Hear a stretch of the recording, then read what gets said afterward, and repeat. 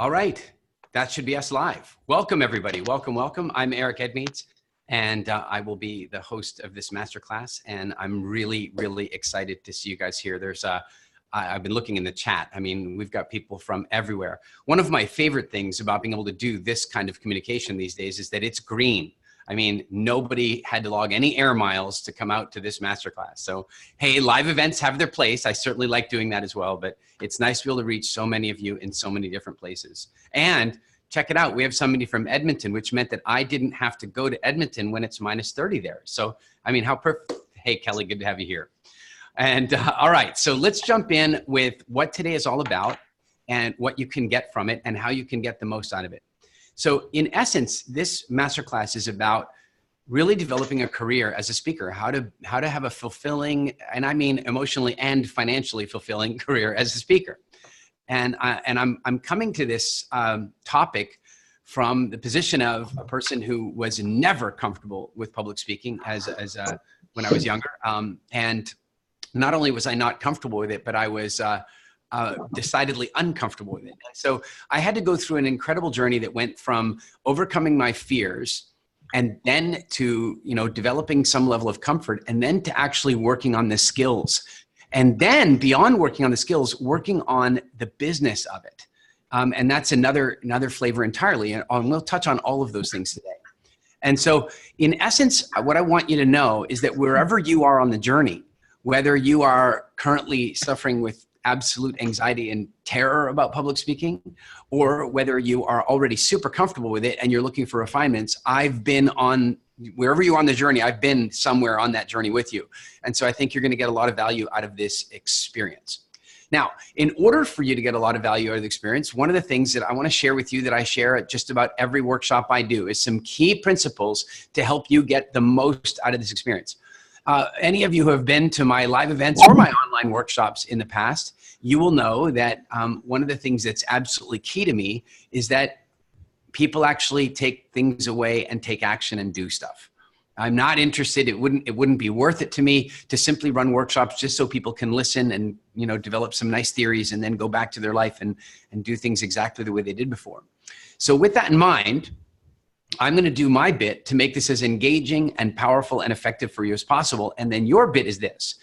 A, be engaged with me. You'll notice that we didn't do this in traditional webinar format. We did this in mastermind format. So I can see you. I can see you. And so what that means is that I want you to be engaged. So for example, if I ask a question, then I want you to go ahead and answer it. If I ask you to raise your hands, how about this? Everybody who's willing to raise their hands, raise your hands. Look at that. It went really well. And so that's going to make a more classroom type environment. This is really important for a few reasons. The one is that the more engaged you are in any content that you're consuming, the more likely it is for that content to actually embed itself.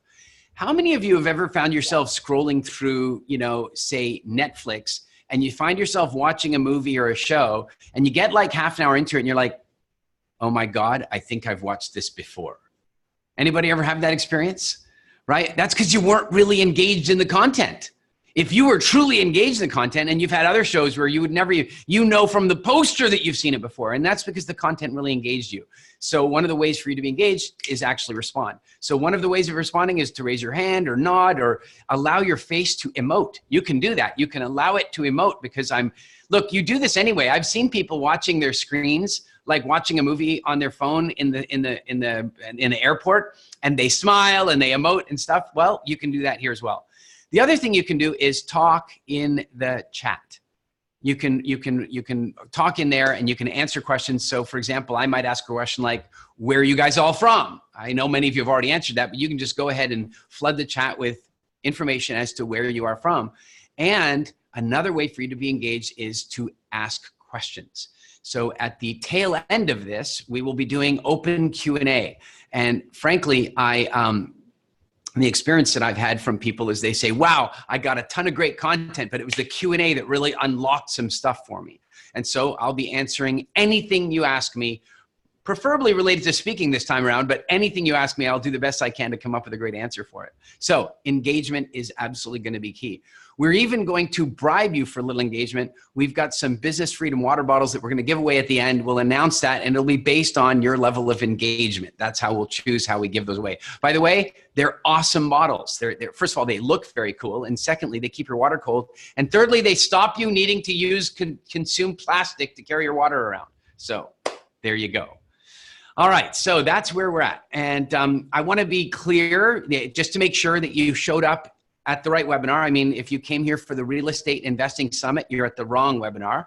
But if you came here because you're really interested in building a career or building a brand that involves you as a person of influence, as a speaker, on camera or on stage, then you're definitely in the right place. If you're thinking that you'd love to get better influence on social media, using videos like on YouTube and Instagram and Facebook and these sorts of things, then you're definitely in the right place. And if you're feeling a little bit unclear about how to brand yourself as a speaker, again, you're in the right place. In essence, the bottom line is, if you want to learn more about becoming a really effective communicator, whether it's in front of a live audience, one-on-one, 1 to 5,000, or whether it's on camera, the principles we're going to share with you are going to be valuable. So you're definitely in the right place.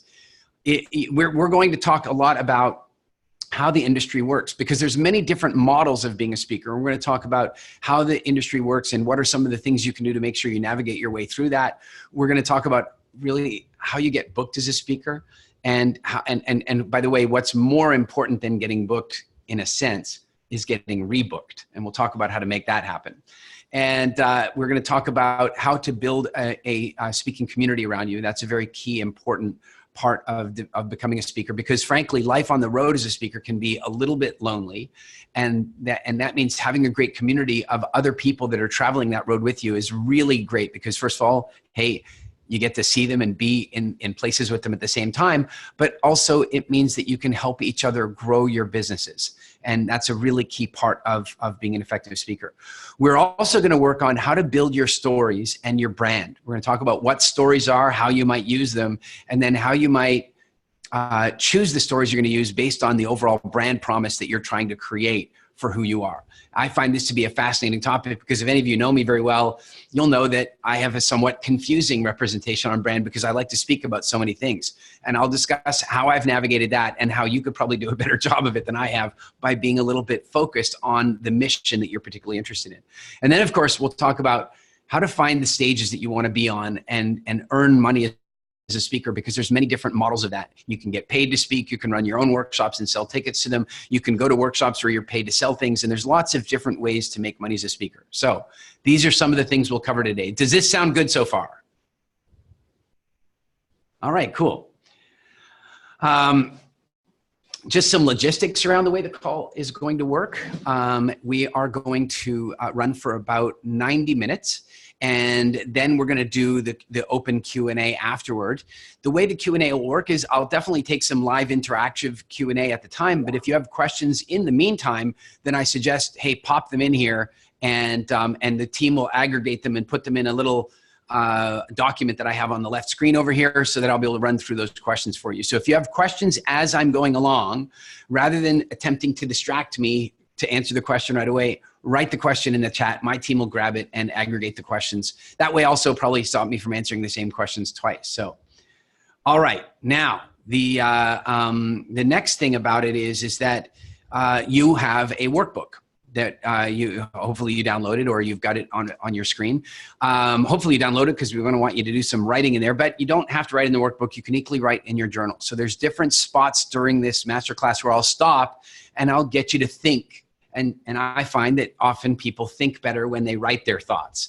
They find themselves more focused that way. And that's why we've given you a workbook to do this. And then at the end of this, I will share some ideas about how I can continue to support you long out into your speaking career. And of course, we'll make the entire recording of this masterclass available for you for 48 hours afterward. Now, one last thing. If you feel like there are people here that should be here that have already missed the first 5 minutes and you really want them to be here, go ahead and right now, any of you, as a matter of fact, we'll give extra bonus points for water bottle giveaways. If you go ahead and somebody from my team, if you could share the link in the chat, go ahead and share this link and invite other people. Tell them it's live, it's happening now. Tell them not to miss out, get engaged. All right. So let's have a look at how many of you actually, I'm curious because we want to know, hey, how to make these things better in the future. How many of you actually have your workbook? I want to know how many of you actually have it. Excellent. Good. Excellent. I feel awesome about that. That was an idea from somebody on our team to actually provide workbooks with these master classes. And so far it seems to be going really, really well. Now, I want you to know, remember I said this, wherever you are in your speaking career, I was at that point, at some point. I just about guarantee it. I know what it's like to be at the very beginning of it. Let's just do a quick survey here. I'm curious, how many of you are currently already what you would consider to be a professional speaker? And let me define that before you raise your hand. A professional speaker is somebody who is either directly making money from speaking or indirectly making money from speaking. In other words, you have a business and you speak to go get clients, and you do this on a regular basis. So how many of you are currently professionally speaking? Okay, it seems like a few and a couple of come see, come saw in the middle, right? Okay, and then how many of you are, say, casually speaking, like you go to Toastmasters or you occasionally do a talk here or there, that kind of thing? How many of you are in that category? Okay, cool. And then how many of you are like, still not totally sure why, I'm kidding, but like how many of you you're not really a speaker, but you'd really like to be way more comfortable and effective as a speaker? How many of you are in that category? All right. And then how many of you are, terrified, nervous, not even sure why you're here, don't know where to begin, and just like, it makes you feel nauseous to even think about it, but you're here anyway? How many are in that category? All right. All right. So I am telling you again, I've been at every level of that chain. And so I want you to know that you are in the right place. You're in the right place, and you're going to get some real tips today. They're going to help you move wherever you are on that timeline to move a little bit further down that timeline. So you're in the right place. So let's talk a little bit about the speaking industry and the power of speaking. So the first thing I want to let you know is that speaking effectively, it's frankly the closest thing that we truly have to a superpower. I mean it. And I'm going to explain what I mean by that. But this is that, long before there was Netflix, people used to watch these little electronic boxes. Some of you are old enough to remember. It was called a television. Remember them?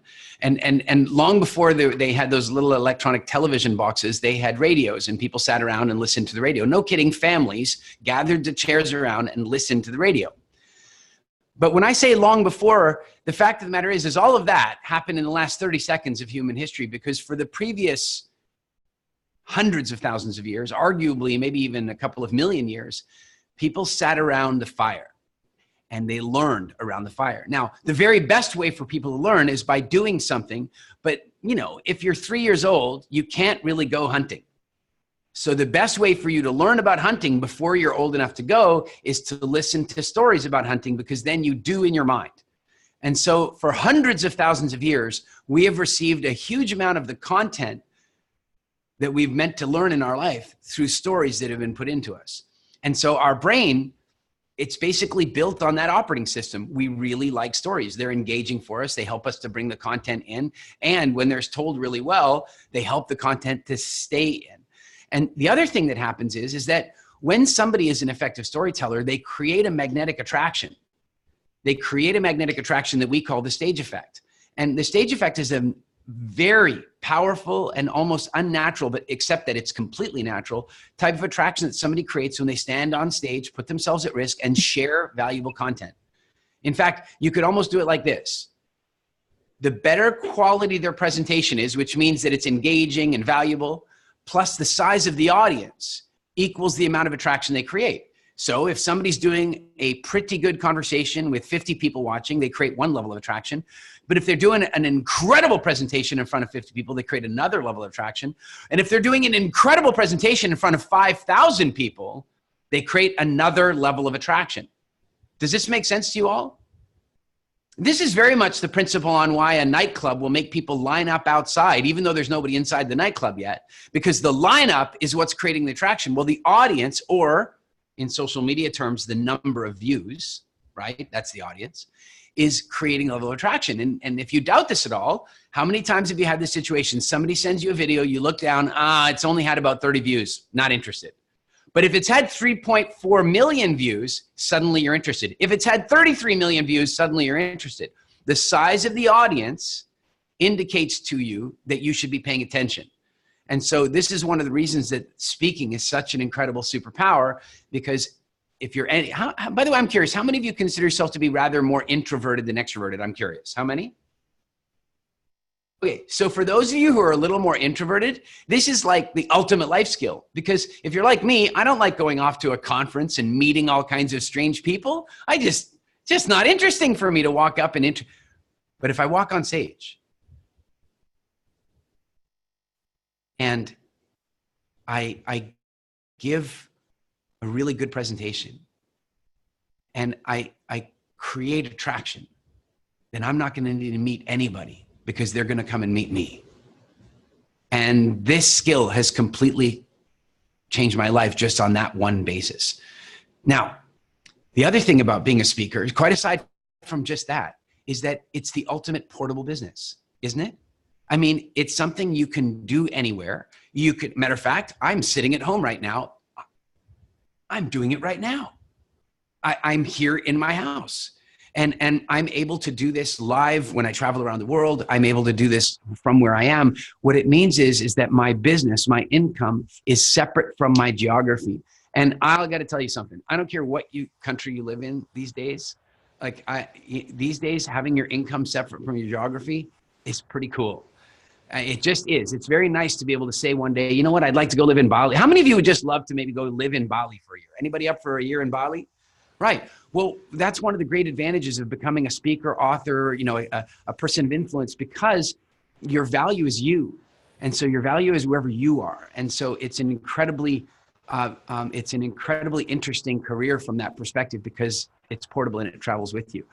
So we're going to talk about how to build a business around that portability, how to get your foot in the door, and really how to begin creating for yourself a real tribe, how to be able to create for yourself who are the people that you're really talking to. Now, this is really key. What really makes a speaker is that people want to pay attention to a speaker. So in the same way that the audience is important relative to the attraction, in the same way that the audience is important relative to attraction, so is the following, right? So if I don't know how many of you guys are familiar with Jay Shetty. But Jay Shetty is a really neat guy. I got to meet him earlier this year, and I've had a number of conversations with him about how he's been doing social media, and it's phenomenal. Jay Shetty has something like 20 million followers on Facebook. So if he's doing a Facebook Live, there may be 5,000 people watching live, but you're also aware there are 20 million followers. He's got this tribe. And so now that's a little bit of an intimidating number. Most of them are 20 million. How am I going to get there? Well, the first thing I'll point out to you is Jay started 18 months ago. Right? It's not like Tony Robbins, who started 30 years ago. Jay Shetty started 18 months ago. We live in a time where this ability to communicate can speed up everything you want to create. And so a key part of that is determining ultimately who your followers need to be. Who is your audience? Who do you want to be speaking to? And that is really a key component to figuring out who you want to be as a speaker. Another reason for this is, as I said before, the speaker lifestyle can be a little lonely at times. And so having a tribe that you really love to spend time with is awesome, because that means when you run your workshops, when you run retreats, when you go do a keynote presentation, when you're running online workshops or whatever the case might be, you're with people that you want to be with. And that's a really key aspect to building your own tribe. It's absolutely key, because also those people that gather around you, that celebrate your message, that get excited about what you're sharing, they share it for you. Don't they? They go out and they tell the world about you. They tell the world what they learned from you. And so that's really a key component too of determining who your tribe is. Think about that. You could choose a segment of the population to have as your target audience, but what if you weren't proud of that segment of the population? What if you didn't want those people talking about you, right? You want like some resonance with your tribe, your resonance with your followers, with your audience. And so it's really key that you work with that. And where does that begin? It begins with you. It begins with, you know, why you want to do this. It really starts there. In fact, for those of you that are nervous of public speaking, I want to share something with you. You're not actually nervous at all. You're excited. Because the people who are truly afraid of public speaking, they don't even want to be a speaker. Think about that. The truth is, you're not really nervous. You're just excited and a little uncertain. So excitement plus a little uncertainty, and you feel nervous. But it's not nervous. It's not fear, right? And this is something fascinating. The more fear you feel, the more you want to do it. Isn't it true? Come on. Guys, we're having a little technical fault. Somebody got very excited about that. But the point is that when somebody's like not at all afraid of public speaking, it's either because they're really comfortable with it or because they don't want to do it. But somebody who wants to do it has a little uncertainty, the fear, and the more they want to do it, the more the fear comes up, right up until one day they realize that if they don't share their message, people are going to suffer. I want you to think about that. If you have a really valuable message and you're letting your nervousness hold you back, how selfish is that? If you have a message that can actually solve people's problems, that can solve them and prevent them from experiencing pain, that can give them a better quality of life, many of them, but you're not taking the stage because you're afraid of your fear of public speaking, think about how selfish that is. And in a sense, that's in a very real sense, that's kind of what happened to me. Is one day, speaking about health, I hadn't done any public talks except around like the table, you know? And one day a friend of mine said, Eric, would you come and do a talk? Would you come and do a talk and I'm like, yeah, no problem. But the only reason I agreed to do it is 6 months away. I was so terrified. But because it was 6 months away, I thought, oh, well, 6 months, it's far away in the future. I'm not afraid now. And you know what's crazy? A month before the event, I expected to be terrified and I wasn't. And a week before, I wasn't. And as I got in the car to drive from Bristol to Scotland, where I was going to do this talk, I still wasn't afraid. And then the first speaker went up, and in the intermission, I thought that's where the fear will kick in. And it still didn't come. And it suddenly hit me that I was more afraid of letting the people down than I was of my silliness and fear of rejection. My why became so strong that I was absolutely prepared to put myself at risk, and it no longer felt like a risk. I'll give you a silly or crazy example. Let's say you're in a room full of people and you notice there's a leak of water coming down the wall and it's dripping into the carpet, and it's sort of, there's like a centimeter or half an inch of water on the floor. If you're terrified of public speaking, if you're shy, you might tap on the person's shoulder next to you and go, hey, look, there's some water over here. But you're not going to stand up and go, excuse me, everybody, ladies and gentlemen, I've noticed there's some water on the floor, right? You're not going to do that. But what if it was fire? You wouldn't be afraid of public speaking anymore, would you? You wouldn't be afraid at all. You'd be up and, hey, fire! Everybody, you'd be there. What I want to suggest to you is that when you get clear enough about your why, it's like that. When you get clear enough about what your message is, why you want to help people, what message you want to share, what impact you want to have, the stronger that why, the easier it is to overcome the fear and the nervousness. Does this make sense to you guys? This is really key, because the clearer you get about why you want to do this, the clearer you are about, you're getting about who you are. And the clearer you are about who you are, see, now the easier it starts to become to figure out who it is that you're going to be bringing along on the journey with you. The fact of the matter is there are a ton of fake it till you make it speakers out there, but then there are a few who absolutely follow their why, and they are who they are. They wake up one day, something happens in their life, and it creates a circumstance where they absolutely want to create a change, and then they live that way. We've got a quote here, or one of my favorite quotes from Simon Sinek. People don't buy what you do. They buy why you do it.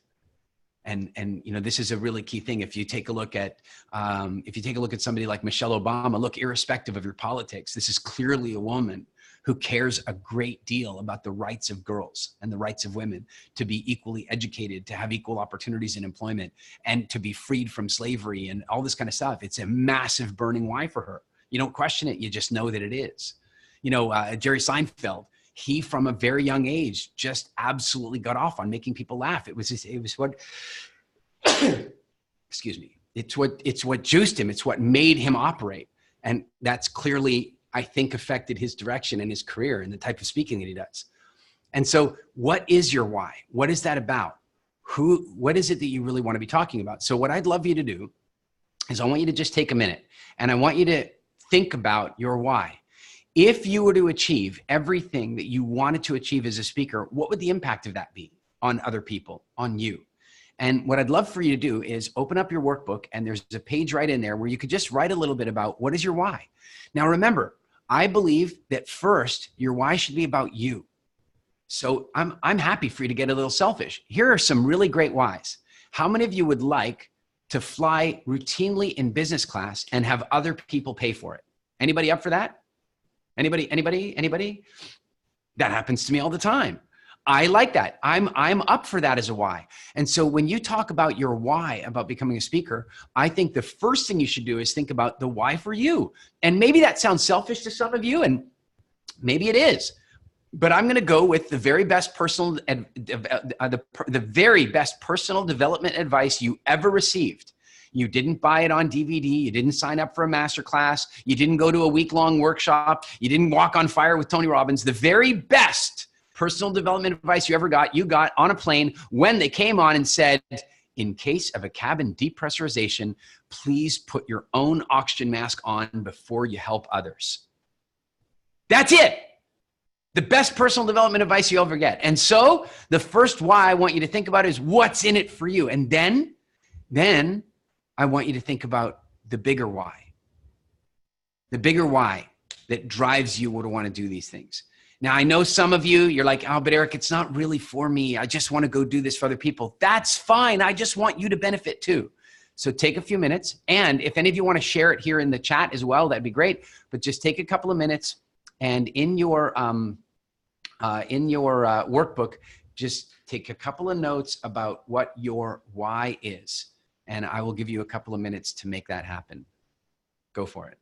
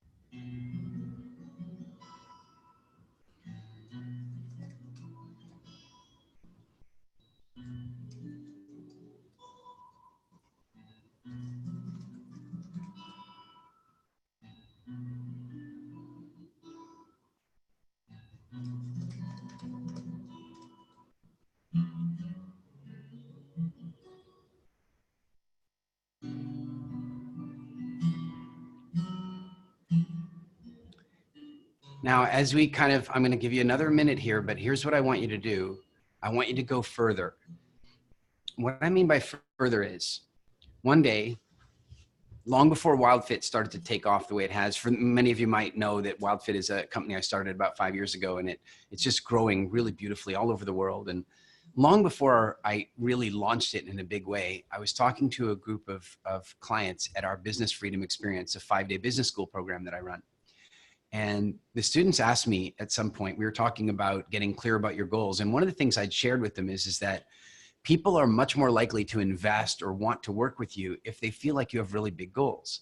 So if you, for example, say, oh, well, my goal is to, feed 100 homeless people, then you might get a few friends go, yeah, let me see what I can do to help you with that.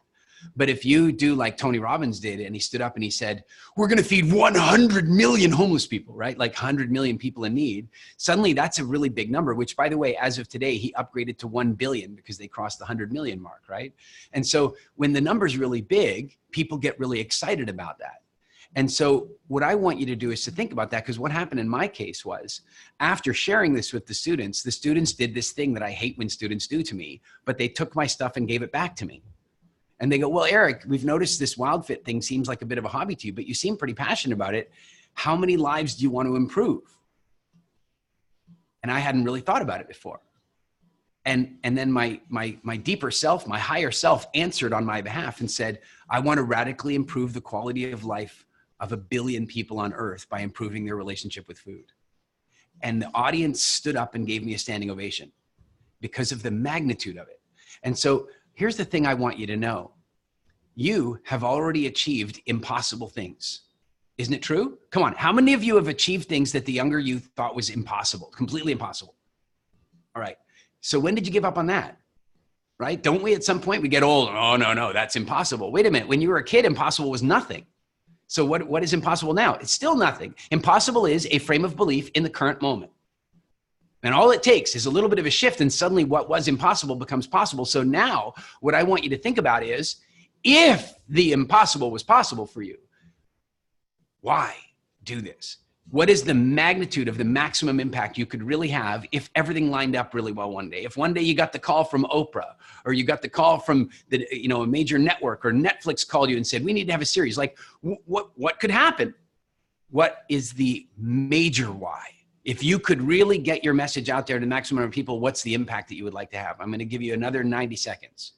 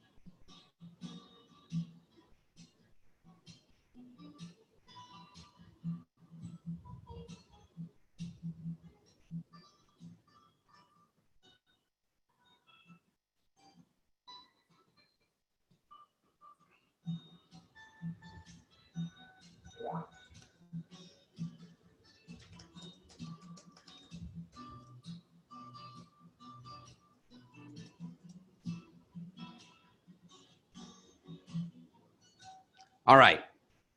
By the way, does that feel nice? Yeah, does it feel? It does. And listen, I know that for some of you, there's a part of you going, yeah, you wrote that stuff, but really, that's okay. The inner critic is meant to be there. The inner critic is meant to be there. And then you're supposed to argue with the inner critic. The difference is you're supposed to win over the inner critic. So it's okay that you have that. But the main thing is, doesn't it feel nice to play? Wouldn't it be nice if all this stuff could happen? So now let's talk a little bit about where stories come from. You see, very often people show up at our speaking academy, our live speaking academy events, and they show up there and they go, Eric, I don't have any stories. I don't know where I'm supposed to get them. And I assure them, you have plenty of stories. You just haven't started looking for them yet. And once I show you that you have plenty of them, you'll realize that you have more stories than you could possibly document, and that you are accumulating stories every single day. And so let me make this clear to you.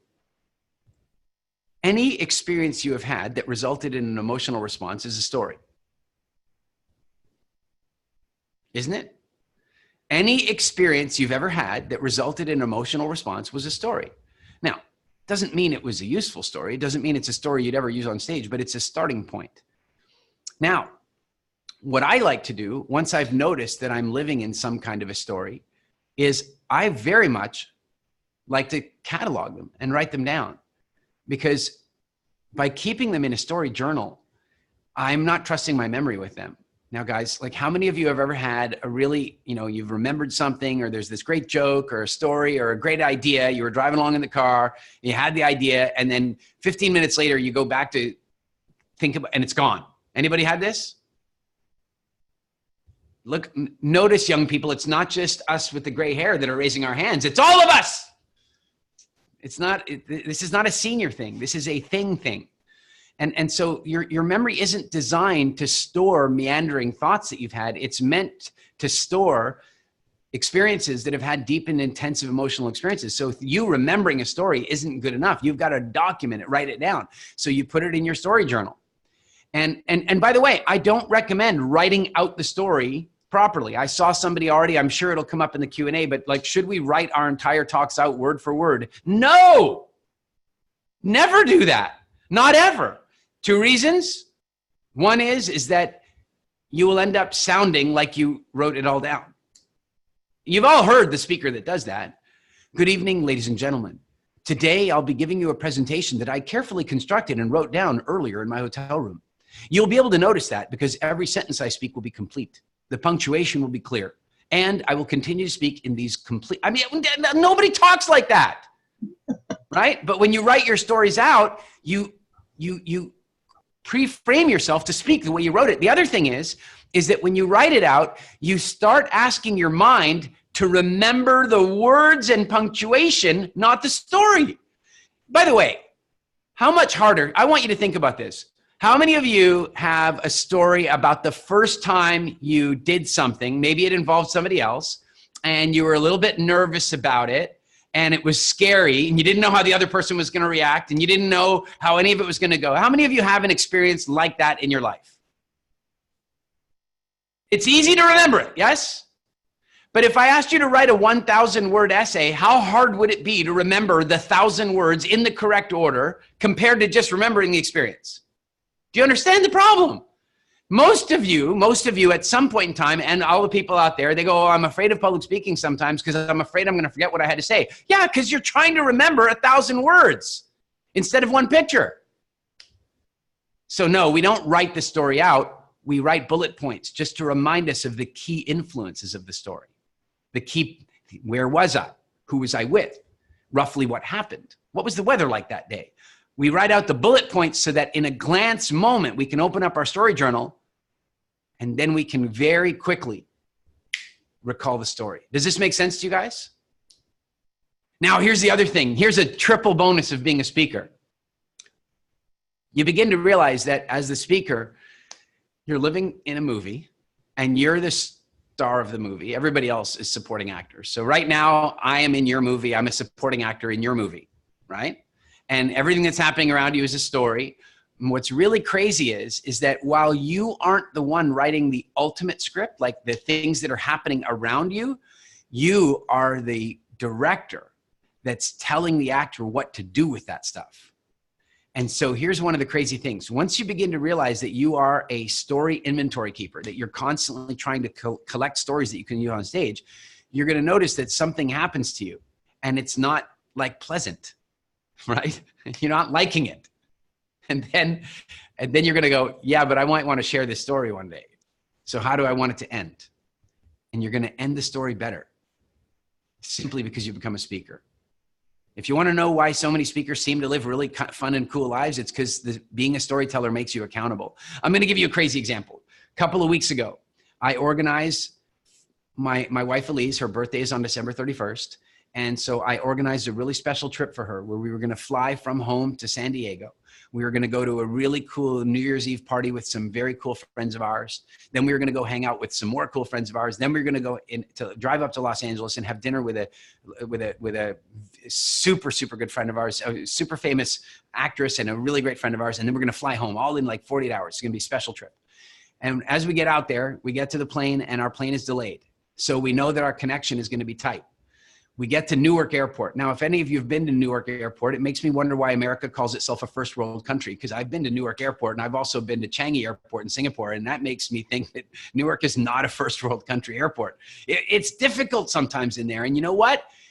We've got 19 minutes to get our connecting flight.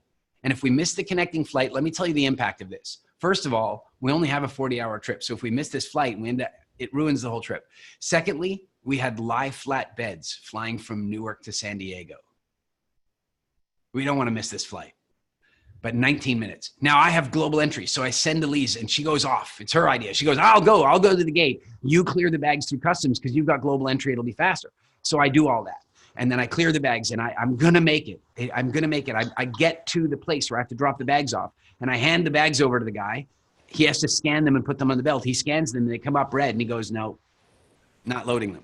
I go, what do you mean you're not loading them? And he goes, yeah, the connection's too tight. You're never going to make it. I go, look, I come through this airport almost every week. I definitely can make it. My wife's already on the plane. It's her birthday. Please, yeah, if the bags don't make it, I'm okay with that. And he goes, nope, regulations are regulations. And I'm like, I'm at a loss. And I know that he's just being difficult. I've had tight connections like this before. He's just being difficult. And so I go over to the desk and the guys at the desk, they go, yeah, he should take your bag. And I go over and I'm like, and the manager comes with me and he says, take the guy's bag. This guy still won't take it. Now there's a lot more to this story, but the short version is he gets a call from his supervisor. Supervisor demands that he takes the bag. The captain of the plane is holding the plane for us. No kidding. And the guy finally reluctantly agrees to take my bags.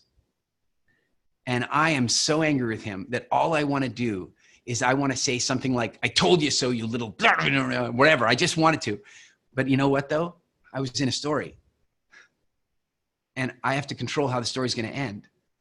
And so instead I looked at him warmly, knowing that he was working on New Year's Eve night or the night before. And I said, I'm sorry for the trouble. Thank you so very much. And I walked on.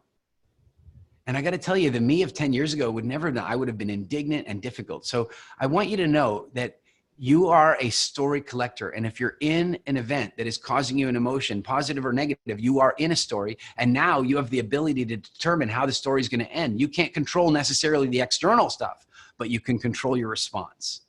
And then when you're done with the story, you come along to your story journal and you write out the bullet points of the story. You don't know how you're going to use it, but you're going to use it one day. Now, the question is, once you've got lots of stories in your story journal, how do you choose which ones to use? Well, let's back up for a minute. I want you to think about this.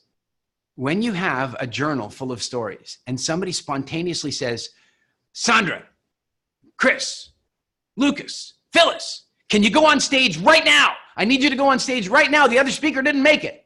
You have 5 minutes to prepare. Well, when you have a story journal, it's easy to do that. It's super easy.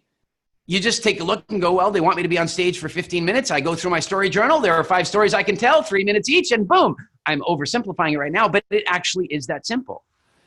So now the question is, how do you choose the stories? Well, one of the most powerful workshops, exercises that we do in our speaking academy is we talk about something called strategic outcomes.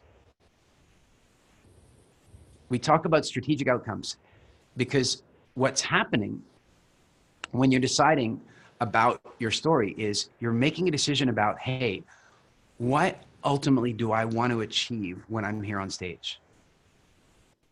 See, most speakers, they have a very limited set of strategic outcomes, ranging from to survive the experience. There's some people like, if I could just get through it, that would be enough. Other people are like, I don't know, to finish my talk. Other people like, I don't know, to sell something, to sell my book, right? They usually have like, or to entertain the audience because I'm getting my keynote fee and that sort of stuff. And so what we're really getting at is that when you get really clear about your strategic outcome, when you get really clear about why you're there, remember this goes back to your why, it goes back to ultimately what you want to achieve, but then it also goes to some of the other stuff. So here's an example. When I'm going on stage, I know that one of my strategic objectives generally is to get rebooked at the same conference, okay? Another strategic objective is to attract social media attention and following. Another one might be to get some really good quality photographs and video of the talk. I am thinking about these strategic outcomes before I even take the stage. And then because I'm getting really clear about that, then what's happening is that I get really clear about which stories to use, what clothes to wear, and how I'm going to tell my stories. Does this make sense to you guys? I don't want to oversimplify this. I really want you to get that when you know your why, ultimately that's your largest strategic outcome. And then when you start thinking about some of the other things that you want to achieve on stage, it really helps you to select your stories and how you're going to tell them. Very simple example of this is that when you get really popular as a speaker, and if you're particularly good on stage, people will actually become slightly afraid of you. No kidding. I know this happens to me all the time. People come up and go, oh, Eric, I had to work up all this courage to come and talk to you. I'm like the most approachable guy in the world. Why would you have to do that? Well, because of the stage effect. It creates a lot of attraction, but it also creates some fear. So I noticed something that was happening is I was trying to get a lot more press coverage and blog interviews and podcast interviews. These days it's super easy. I get them all the time, but I was trying to get them initially. But I'd go on stage and I'd be so effective that people wouldn't come and talk to me. And so I added to my strategic outcomes list, I want to get more media interviews. So then what happens? I tell a story about one time I was doing a talk and I usually built I said, you know, I got to Stockholm and I usually build a day or two in for media interviews and podcasts after my talks. And so I did this talk with this woman. It's a true story. I told the story. And immediately after telling that story on stage, who comes up to me after the talk? All the podcasters and bloggers, right? Just because I slipped in a 15-second story. So when you get clear about your strategic outcomes, things get a whole lot better. All of this is part of your overall brand delivery. Your ultimate why, that is, what's your message? What's your mission? What is it you want to have an impact on? And then some of the tactical strategic outcomes that you want to have. So what I want you to think about right now is, and remember, this is a workshop. It doesn't mean you have to have the final answer right now. But the exercise I want you to do right now is, I want you to think about some words that you think relate to your brand. Now, before you do this exercise, some of you know me quite well. I see Parlez-Beau. It's good to see you. Eric Kriebel. I know some of you know me quite well. Magnus, I see you there. And there are some of you who, you know, a friend invited you here and you don't know me, but let's just do this. I want you to write in the chat, what are some of the words that you think are part of my brand delivery? What are some of the words? Let's just see what people think. What are some of the words? Not like a whole mission statement, just some of the words.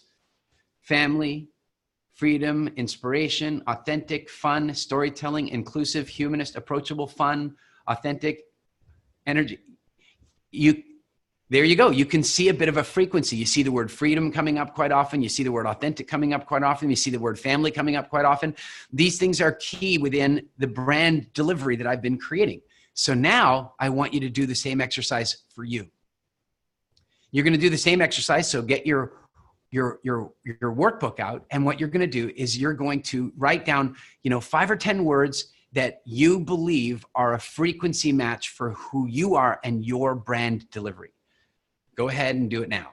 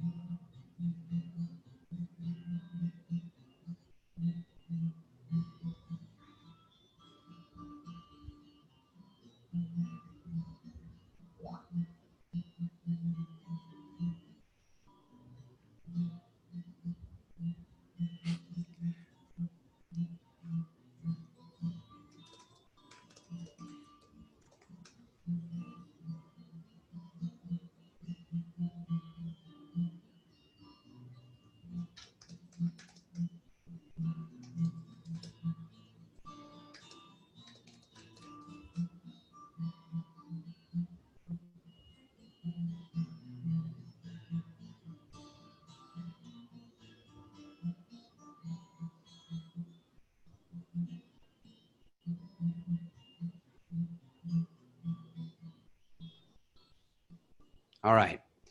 Now, I want to add a little bonus thought for you in here. I want to add a little bonus thought for you. Just take a look at your list, and if you could only keep 3 of the words, circle those. If you could only keep 3 of the words, circle those. Just 30 seconds, quick.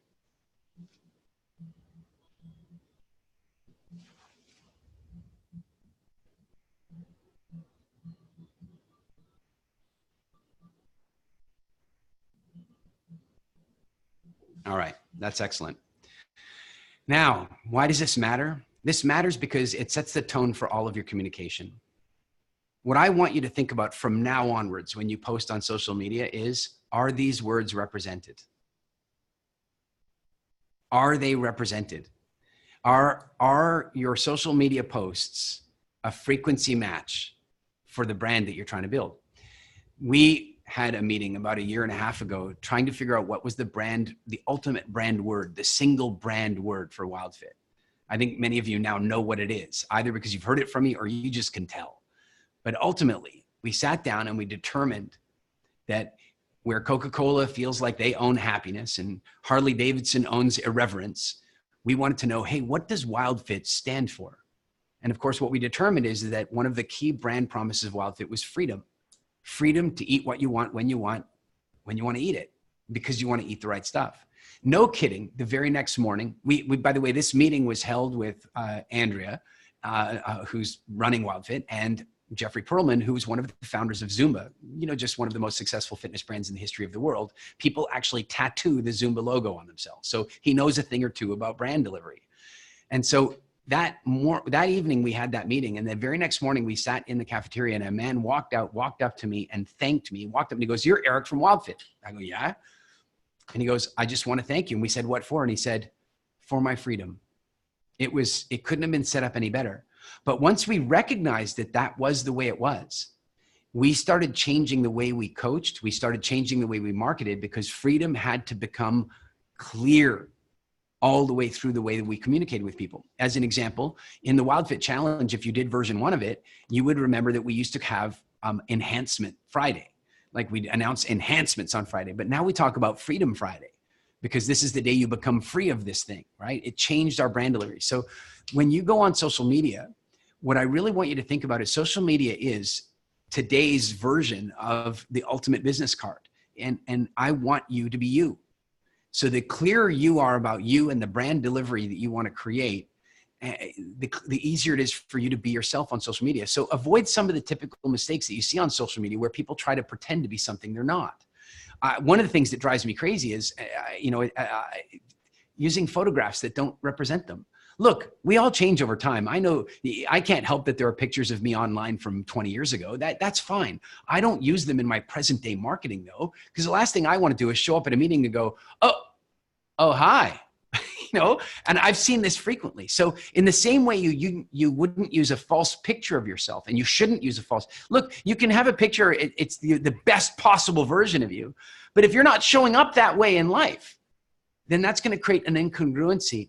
The same thing is true of what you write in your social media. You understand? Guys, think about this. Again, it comes down to the story thing. I'm out in the world, and if I have a bad customer service experience, here's one thing that I know. It happens to me every week that people walk up to me and go, "Oh my God, look, it's Eric from WildFit." In airports all around the world. It happened to me on the beach in Cancun 2 weeks ago. People walked up to me on the beach. That means that if I'm having a bad customer service experience, I'm not allowed to have a temper tantrum, because you know damn well that if I have a temper tantrum, somebody's going to write about that stuff. I have to be who I really am, which means even when I'm tired, even when I've had a rough day. And so what I want to suggest to you is you really want to be yourself in social media. Don't misrepresent yourself. Be the real higher purpose you.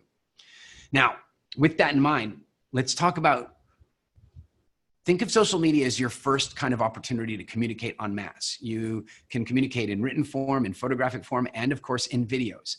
You can communicate in pre-recorded videos that you edit and you put online, and you can communicate in live videos. All of that is excellent. And there's something special about a live audience. In fact, I would tell you that if you hone your skills in front of a live audience, that will make you even better on camera. People who hone their skills in front of a camera do not necessarily translate well into front of a live audience. So I want you to think about, where are some of the opportunities that you have for getting out and getting yourself some stage practice. Now, I know some of you are already speaking regularly, and some of you have yet to do a talk. So I'm going to give you some examples of this. At the most basic end, you have something like Toastmasters, where you can just go and practice your speaking. Don't go to Toastmasters thinking they're going to teach you to become a professional speaker. They're not. They're about professional speaking. They're about amateur speaking. But it's a great place to practice. There are also like Rotary clubs and that kind of stuff. But you can find lots of companies locally will have like lunch and learn workshops where you can write to them and say, hey, this is my message. I'd like to come and share it with your team. And so there are lots of opportunities for you to get out there and practice and get known as a speaker. You know, I don't think that you need 10,000 hours to become a great speaker, to use the old Malcolm Gladwell idea. I don't think so. You do need some. Every bit of practice you have telling a story is going to make you better and better, and it's going to help you develop your brand. I will tell you, it's very rare for me to go and do a talk in front of any size of people, and it does not lead to the next booking, right? That's what you want. And so when you agree to go do a lunch and learn for this workshop here, you go and speak at a Lions Club or a Rotary Club over there, or you even go to a local Toastmasters. If you kick butt and you're really good, then it's likely going to end up being in more referrals for you. So what do you do? Well, recognize that there are organizations out there that are looking for content all the time. There are clubs, organizations, there are, fitness studios. How many of you guys are interested in speaking in the kind of health and wellness space? How many of you are in that space? Great. Go and find local community centers and yoga centers and gyms and say, hey, I'd like to come and do a talk here. The worst thing they can do is say, we don't do that. And the best thing they can do is say, sure, we'll put it up on the bulletin board. Let's make it happen. So really figure out who those organizations are, but then also try to figure out who the decision maker is, right? You don't necessarily want to offer to come and do a talk at the local yoga studio to the local yoga teacher. You might want to talk to the manager. And then you want to remember something really key. Anytime you're trying to influence somebody, know what's important to them. So for example, if I wanted to get booked to speak at a local gym, I would walk up to the manager and say, you know what? I would love to come and do a talk here. And I'll bet you by the end of my talk, lots of people will spend more time in the gym and they'll be more likely to renew their gym memberships. Do you think he's going to let me do the talk? If I want to go and do a talk at a company, let's say I want to do a talk at a company, I'm going to walk in there and go, hey, I see you guys have lunch and learn sessions. I'm going to share some information with your team that's going to make sure that they stop procrastinating, that they really take action, and that they become really awesome team players so that they'll stay working for you for a lot longer. Are they going to like that? You understand my point? The idea here is identify who the decision maker is and speak to them and their values about why they want to have you there. So let's start with that. Let's do a little workshop right now. Where are some of the places that you could get practice? Now, some of you are going to go, I don't have any places. I don't know where I could go. That's really easy. Write Toastmasters. Just get the stream of consciousness flowing. Start with Toastmasters. Anyone can go practice at Toastmasters. Then there's like Lions Club and Rotary Club. And then, you know what? There are like, assisted care living homes, old retirement homes where they'd love to have you come in and do a talk for practice sake. Then you can go up a level and go, what about, gyms and community centers? So I'm going to give you about 3 minutes, and I'd love for you to make sure you put some in your workbook, but I'd like you to share some in the notes so that people can crowdsource. You're going to have an idea that somebody else didn't have. So go ahead. Where are some of the organizations and places where you can practice and start getting yourself known as a speaker? If you are already a speaker, stretch some. And where are some of the places that you haven't gotten yourself on the stage yet? And write those ones down.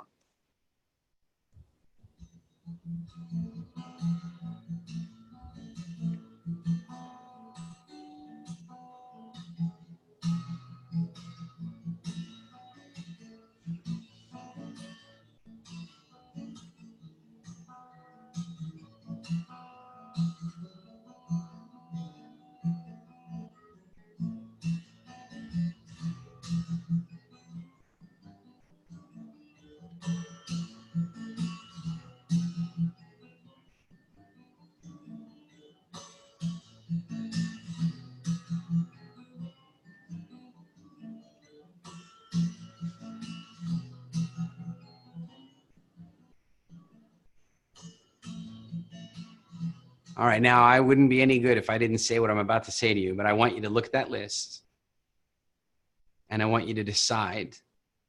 It's Tuesday.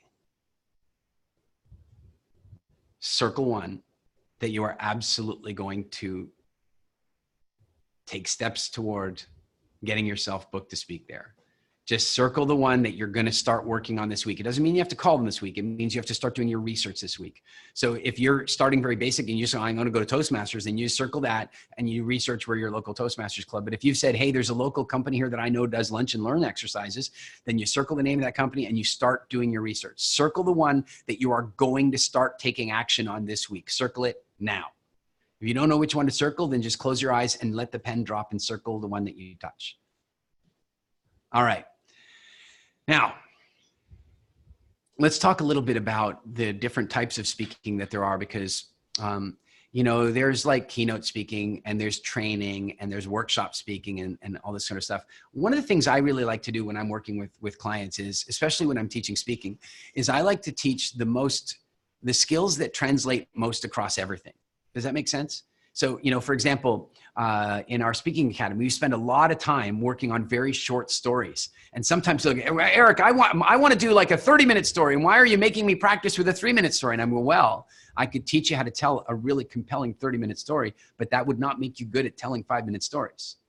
But if I teach you how to tell really compelling 3-minute stories, that'll teach you how to tell a 30-minute story, a 1-hour story, a 12-hour story. You see, the skills that are required to condense translate, not necessarily the other way around. Well, what I want to suggest to you is that when you're constructing any kind of a talk, having a theme of a bit of a workshop style to it is a really great way to think, whether you're doing a keynote or simply delivering a presentation, or whether you're training people. And so when you're working to set up a talk, what I want you to think about is, hey, the goal of this thing is to educate, right? So what specifically do you want them to learn? So this is really a nice little exercise you do where you just simply write down, okay, these are some facts I would like them to have. I would like them to have these facts. Then you take a look and go, all right, what can I have them do? What can I have them do in their mind or in their body or with a partner that's going to help them get these facts in? Remember, they can do with their mind, because if you tell a really great story that engages them in the fact, they're going to remember it.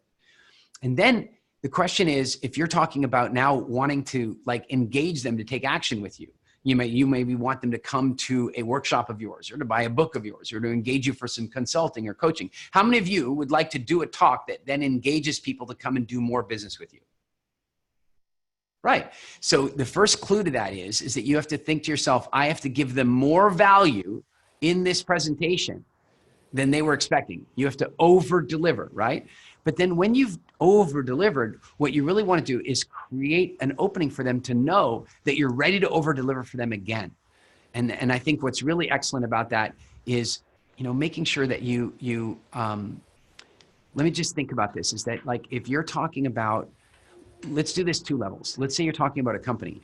So you've gone to the manager and you've said, hey, I want to come to this talk. It's going to increase productivity and extend employee loyalty so that they work for you for a lot longer. So that's excellent. You've made that original pitch. But the question is, have you made the pitch compelling enough for that person to take action? Well, I think that what you want to do is not just simply make that pitch, but share some of the information that's really going to matter, that's going to show that you know what's going on. In other words, give him or her some value right now, and then be proactive.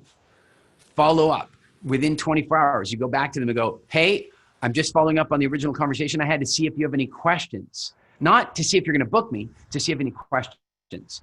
And then I would use a very similar principle stage with exactly what it is you wanted to teach them. You've thought about the exercises, the stories you're going to use to get that information in their head, and then create a feedback loop where you have the opportunity. You can say to them, hey, by the way, guys, I'm going to be like sharing some more tips on my Instagram profile over the next 24 hours, right? Or there's a book, an ebook you can come download off my website. It's available at this link.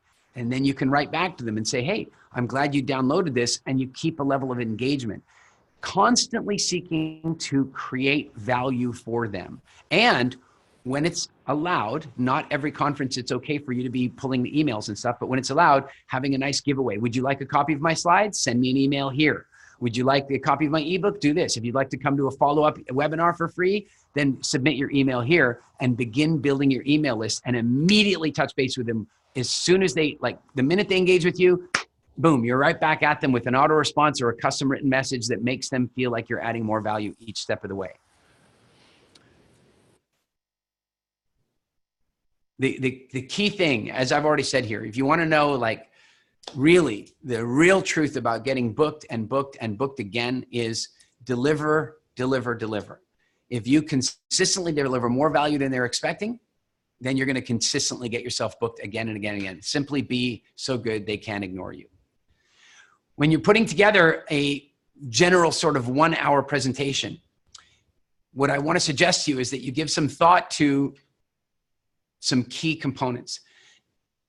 In our speaking academy, we teach something called an F15, which is the beginning of your presentation. And the reason we call it an F15 is because it's kind of like the first 15%, but also it's a metaphor for the F-15 fighter plane, because if F-15 fighter plane uses more of its fuel on the takeoff than it does on a short sortie, like it's incredible. It uses like half of its fuel just to get in the air. And what I want to suggest to you is that you should be thinking the same way. The first bit of your presentation, the first part, the launch, should be clinical. It should be rehearsed. It should be really solid. It should have a built-in laugh that's predictable, that you absolutely know that it's going to work. Really fabulous. That's what that initial introduction should be, is scientific. Then what you want to do is go into your sort of general content.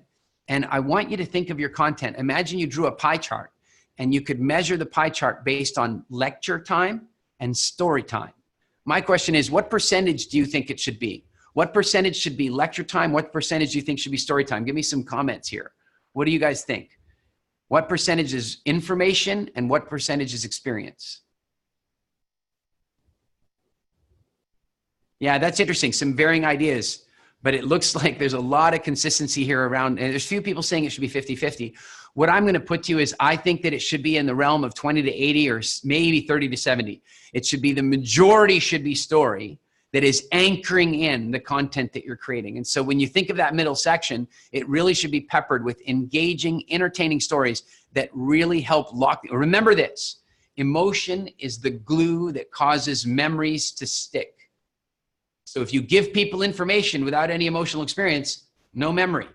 But if you give people information and you anchor it in with an emotional experience, then there's memory.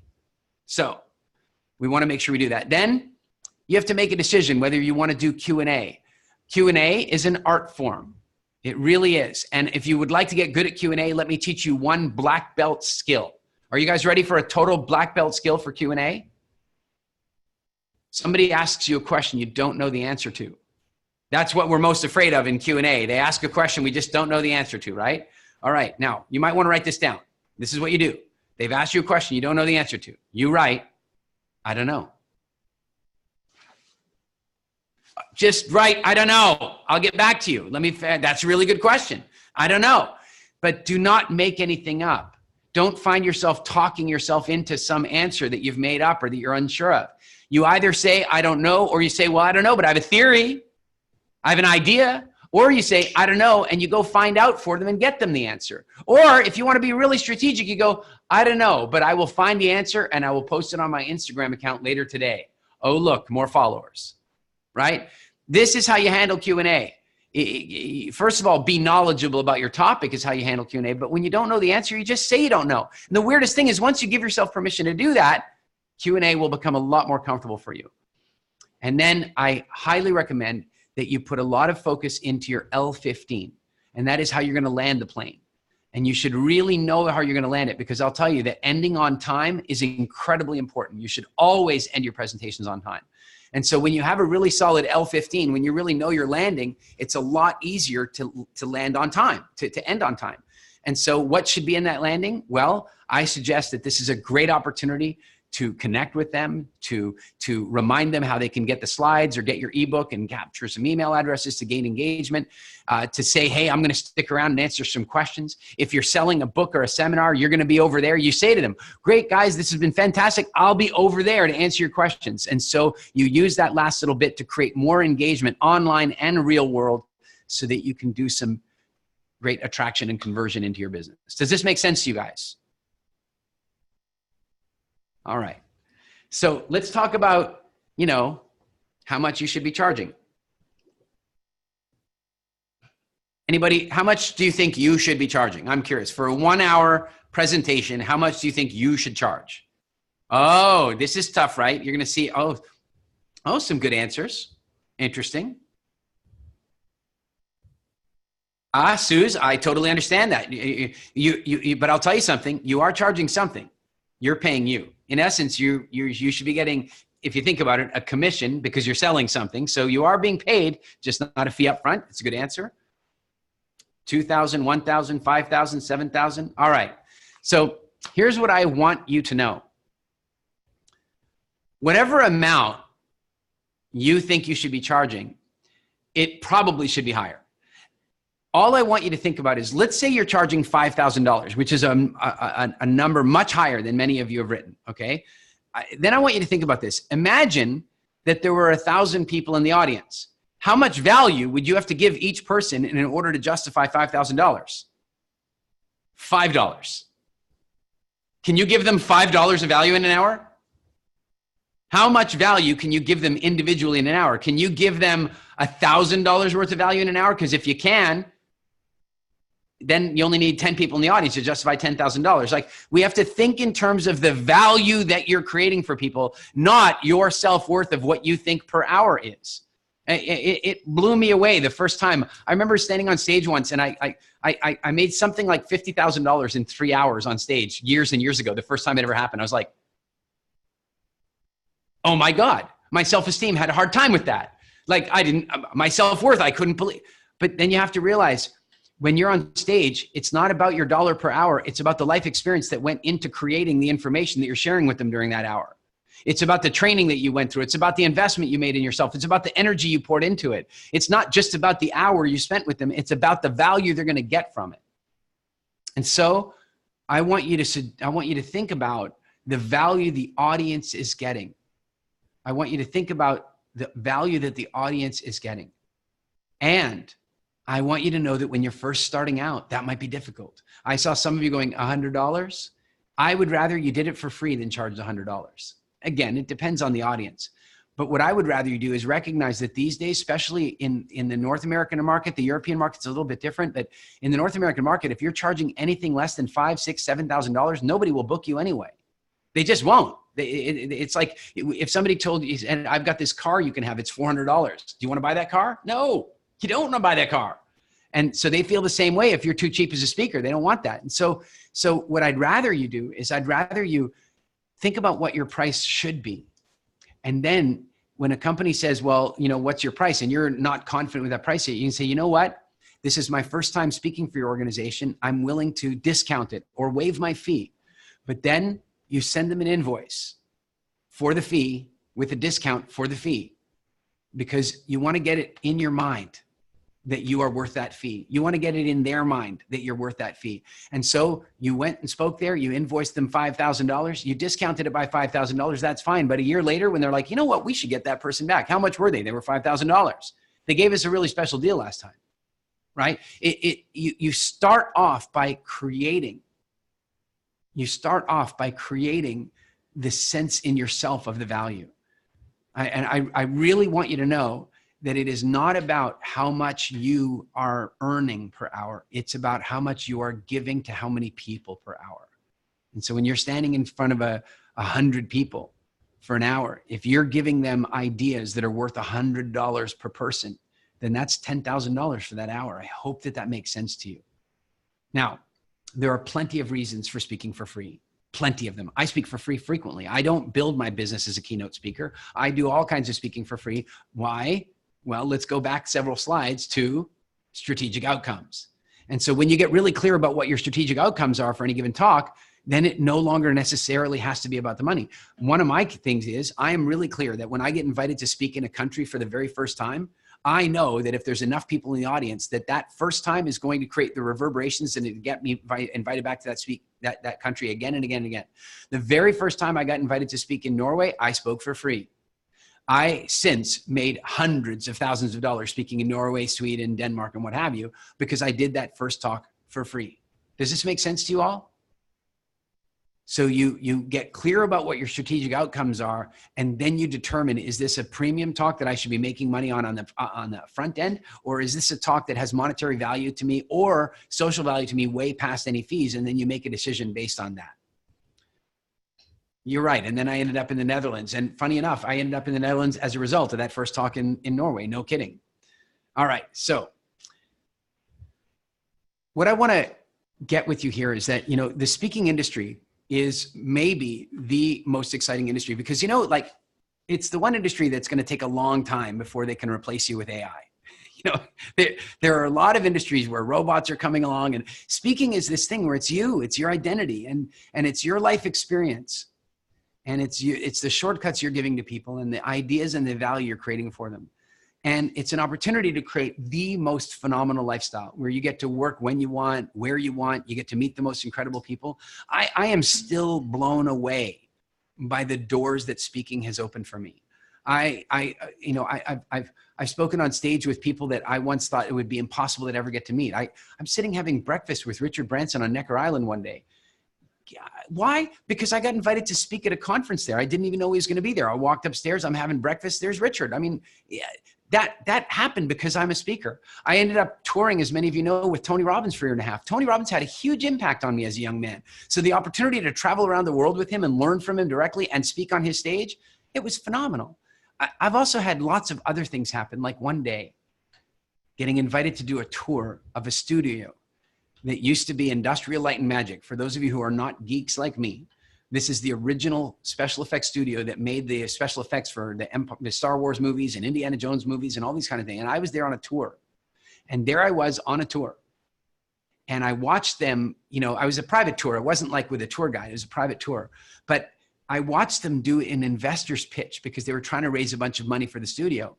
And afterward, I went up to the guys and I'm like, because, you know, the guy who's giving me the tour is a good friend of mine. And I said to him, wow, they're never going to raise money if they do it like that. And he goes, what do you mean? And I said, well, they got to do this, this, this, and this. And he said, do you mind if I tell them that? And I'm like, well, I'm just here on a tour. I don't really want to. And so he goes, no, we should tell them. So they brought them over and they go, hey, this is my friend Eric. And he has some ideas about the way you do your investor pitch. And so I gave them the ideas and they were like, holy cow, that really sounds good. They go, would you do the next pitch for us? I go, what? I'm here on a tour. What? And the next thing you know, I'm standing up on stage in the George Lucas Theater on the property where Photoshop and Pixar was invented, where THX sound was invented, where Empire Strikes Back and Pirates of the Caribbean had their best. I mean, I'm standing giving a pitch to the investors. I'm on a tour. And then one of the investors, at the end of my pitch, he goes, it's a very interesting opportunity. If we, as a group, if we choose to invest in the studio, will Eric stay on and run the company? Guys, you might think I'm exaggerating. This is what happened. And what I'm saying to you is that when you become a really effective communicator, when you become really comfortable, what you can build for yourself is amazing. The flexibility and the freedom and the income potential is phenomenal. So what do we talk about? Hey, stories. It's all about stories. Being clear about your brand. You looked at your brand words. We talked about developing a set of strategic objectives for what you want to achieve when you're walking on a stage. If you can get clear about all of those things, then you can really get clear about how you start to put together a workshop or how you put together a 1-hour talk. And then, of course, like we talked about, where are the organizations where you can start to get yourself known? Where are some of the places you can go to get yourself that initial stage experience?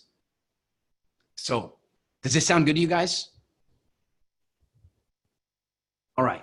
The real question is, okay, let's get past, does it sound good? How many of you are actually willing to take action on these things? You've invested your time here. How many of you are actually going to do that? Take some action forward. Excellent. That's awesome. I say that because I know what it was like. I know what it was like to not be doing this and to make the decision one day, I'm going to do this. And if I could go back and tell me, if I could go back and tell me what was going to happen as a result of that first step, the me of then would never believe it. There's no chance that the me of then would believe what I've been able to create from speaking ever since then. I walk on stage in front of about 40 people in Stockholm the very first time I do a public presentation. And if I were to go up to that guy in a time machine right now and say, by the way, you're going to end up sharing the stage with Tony Robbins and Jack Canfield and Ivan Misner, Janet Atwood, Richard Branson, President Bill Clinton. You're going to travel all over the world and speak. People are going to pay for you to be at the front of the plane. That kid would never have believed the majority of those things, certainly not all of them combined. And what that kid also wouldn't have believed is that one day I would be leading workshops of my own, getting to teach my stuff to people all over the world. I have taught in over 20 countries around the world. You guys, not a single day goes by that somebody doesn't write to me and tell me about the impact I've had on their life. It just doesn't happen. Somebody's always writing about how WildFit has changed their life, how Business Freedom has changed their life, how the Speaking Academy has changed their life. That is one of the deepest privileges of my life. And what's really crazy is over the last 2 or 3 years, it's no longer writing to me. They stop me in airports, or as I told you, on the beach in Cancun, or walking down the street in New York. I walked into Cafe Gratitude in San Diego, and the waitress walked up to me. She goes, "Oh my God, I can't believe you're here." And I'm like, "Well, I come to Cafe Gratitude quite often." And she goes, no. I know you from YouTube. I mean, guys, it is a real privilege to be out there working your mission and having an impact on the world. And I would never have believed it. I'm super glad I believed just enough to take that first step. What really, really comes down to is, hey, what did I do? I gathered a team around me. I gathered the right people around me. I went to the right training courses. I studied. I watched videos on YouTube. I learned what was going on. But mostly what I did is I made sure that I had a really good network around me. And I'll tell you why I did that. How many of you guys are familiar with Wayne Dyer and Deepak Chopra? Yeah. So I'll tell you that when I first started listening to Wayne Dyer and Deepak Chopra, they were already both quite famous, but nothing like they got to. And here's what I noticed is one day I'd be listening to Deepak Chopra, and Deepak would be telling all these stories about Wayne Dyer. And then Wayne Dyer would be telling all these stories about Deepak Chopra. And I realized what they were doing was deifying each other. They were building each other's brand up together. I thought, oh my God, it's genius. It's genius. And so over the last several years, that's what I've been doing. I have a number of my friends. We've helped each other. We've built each other up. I mention them on stage. They mention me on stage. I mention them in a podcast. They mention me on a podcast. We get to learn skills from each other. We get to, propagate each other. We get to help each other get booked. And so having that incredible mastermind team around you of speakers is phenomenal. Now, one of the challenges these days is, where do you find all these people? And in my case, I was kind of lucky because I guess, I'd gotten involved in speaking for an organization in London called the S Group. And if any of you are based in London or you travel through London, I highly recommend that you check out the S Group. It's just a personal development club. Think, Toastmasters meets Tony Robbins kind of a thing. They have all these great speakers come in, and they've been going for like decades. And because of that, I started putting together a bit of a mastermind of people that were interested in coaching and speaking, that sort of stuff.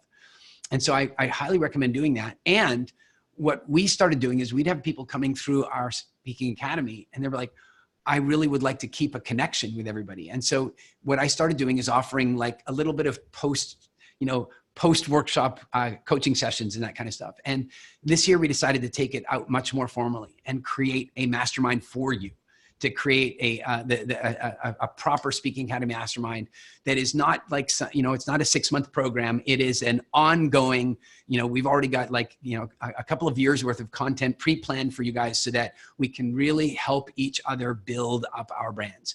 You helping me helping you, we helping each other. Does that sound good? That's what it's all about. So the way the Speaking Academy Mastermind works, and it's not like TED, it's Sam, it's different. So the way the mastermind works is that it's designed for people who really want to build, what I would like to say is, let's call it a professional speaking brand. And by professional, I mean anything from I'm earning money doing it, I'm selling my books doing it, I'm selling my training programs doing it, I'm running for political office, I'm campaigning for some form of social justice, I'm out there speaking on behalf of the environment. If it is a major purpose for you, then that's what Sam is all about, is helping people really get clear about what their voice is and getting it out there to the world together. So if you're interested in that kind of like, hey, I want to build my brand and my business, and I want to collaborate with other people who are doing that, or if you're an entrepreneur that wants to incorporate speaking into your business, like that's been one of the big wake ups for me, is that I often think how my first business would have gone if I'd been willing to go out and speak at conferences and stuff the way I do now. I sometimes cringe at the money that I left on the table by not doing that in my IT company because I was too afraid. And obviously, if you're already sort of minded in the realm of, hey, I'd like to spend more time with people that are learning these same things that I can bounce off and that I can share content with and so forth, then, we're ready. And obviously, here's a key thing. I am really clear about the kind of people that I want to be involved with in coaching and mastermind types environments. And that is people that really want to take action, that are ready, that are past dreaming stage and ready to actually take even the first steps. And that's key to me. What I want to be really clear about is what this is not about. There are places to go and learn this. If this is simply about fame and fortune and money, there are speaking training programs that are all about that. Go do them. That's not really what this were. I believe that fame and fortune and money should be the side effect of the incredible social impact you're having. Does this make sense to you? And unfortunately, yes, there is the other way to do it. The other way to do it is to do this chasing fame, fortune, and money and whatever. And that's fine. But that's not the energy of the way this mastermind is going to work, which means that, yes, of course, we'll answer questions and share strategies with how to maximize your profitability. And one of the core questions that's going to be asked anytime that stuff comes in is, are you providing value to justify that? Are you creating an impact to justify that? I really do believe that fame, fortune, recognition, money, and that stuff is the side effect of having a major impact. And so that's what this really is about. The way the program works is that every month you'll get access to live virtual training workshops. So every single month, there'll be live workshops that you can go to and learn from experts in their field. You will have industry professionals teaching you key things. Sometimes it'll be, like top speakers teaching you tips about what to do on stage. The next time it'll be somebody teaching you business building practices, how to use LinkedIn as a professional speaker. There are key things to do on LinkedIn to really make LinkedIn work for you and help you get booked. So every single month, there will be key masterclasses that you'll be learning to really help you take your speaking career forward. And every single quarter, we will have live Q&A sessions that I personally host. I'll host some of the other classes as well. The live Q&As are always with me, and they're unrestricted. You come and you go, Eric, this is what happened to me. I need to know how to deal with it. Or I've got this event coming up. What's your advice on how to make it happen? And sometimes what we'll do during those Q&As is we'll put people in like a hot seat. Where say, oh, like Chris will come along and go, Chris, Eric, I've got this situation coming up. We'll go, okay, guys, this sounds like a hot seat situation. And so then I'll work through that process with Chris, with all of us coming up with ideas of how he should brand this or what he should do there and so on. So it'll be super, super powerful stuff. As an example, you can kind of see, I think we've got an example of what the next 2 years or 18 months worth of masterclasses are about that are included in the program. Just to give you an idea, in March, the workshop in March is exactly how to go about building a story journal. Some of you have been to my speaking academy. You've kind of gone through this with me. This will be a lot more detail where we spend like an hour going through how to create your story journal, figuring out how to do the tagging. But here's the big thing I want to show you during that masterclass is how you integrate it with things like OneNote and Evernote so that it becomes an automated system. It makes it a lot easier to capture your stories, but also a lot easier to collect them and sort them. For example, there's a feature in Evernote that when you upload your stories, when you save them in there and you start preparing a talk, and we'll show you how to do this, but you start preparing a talk, Evernote will actually remind you which of your stories might match that talk. There's some really, really cool stuff. It starts with having a story journal, but we're going to go through how to teach you some of these tips and tricks. I mentioned LinkedIn in July. We're going to have an entire workshop on how you build your LinkedIn profile. I mean, you can take some shortcuts now, go look at mine, but more than that, there's some specific things about the way you message yourself on LinkedIn that can help you get booked and rebooked. What else is there? We're going to have an Instagram workshop. We're going to be talking about how to get yourself booked. You can see through there's a bunch of different podcasting. How many of you guys want to launch a podcast? Okay, how many of you have no idea how to launch one, but it would be really cool to have one? Right. Well, we're going to have a podcast expert that's going to come in and walk us through that entire process because that's one of the projects that I'm working on this year. And so we're definitely going to be doing that. And as I said, this is not, this is an ongoing mentorship. So it lasts for as long as you want our help continuing to build your career as a speaker. What we're really trying to do is to provide you with some of the shortcuts that I didn't have starting off. And that means, specific skills. It means strategies that work. It means some specific resources, certain types of documents and stuff that'll make things easier for you. What makes it great is that rather than it being a massive expenditure like coming out, some of you should absolutely, by the way, how many of you have been to the Speaking Academy? How many of you have been there? And on a scale of 0 to 10, how strongly do you think people should go to the live Speaking Academy one day? I'm curious. All right, looks like 10, except for Lucas, who says it's like 50. But what I want to get at is absolutely that you should come out and do that one day. But what we wanted to do is create something that was at a price point that was a lot more manageable so we could reach a lot more people. So yes, you should come out and do the live program one day. And what we want to do is create this. It's more convenient, more cost effective. It also creates a sense of community and accountability. When you do an intensive program for, a week, that's great. When you've got a team operating with you for years to come, that's a whole different thing. And of course, what you're going to get the benefit of is I have an incredible network of amazing people that are going to come and teach some phenomenal things. So that's really going to help a great deal. And it's going to be fun. Many of you know that we're working on the launch of Speaker Nation, and to a large degree, you guys are going to have the inside track into how that all happens. And that is going to lead to you guys having like live events that you guys can be involved in, getting together and having meetups and stuff. So it's going to be a super fun thing.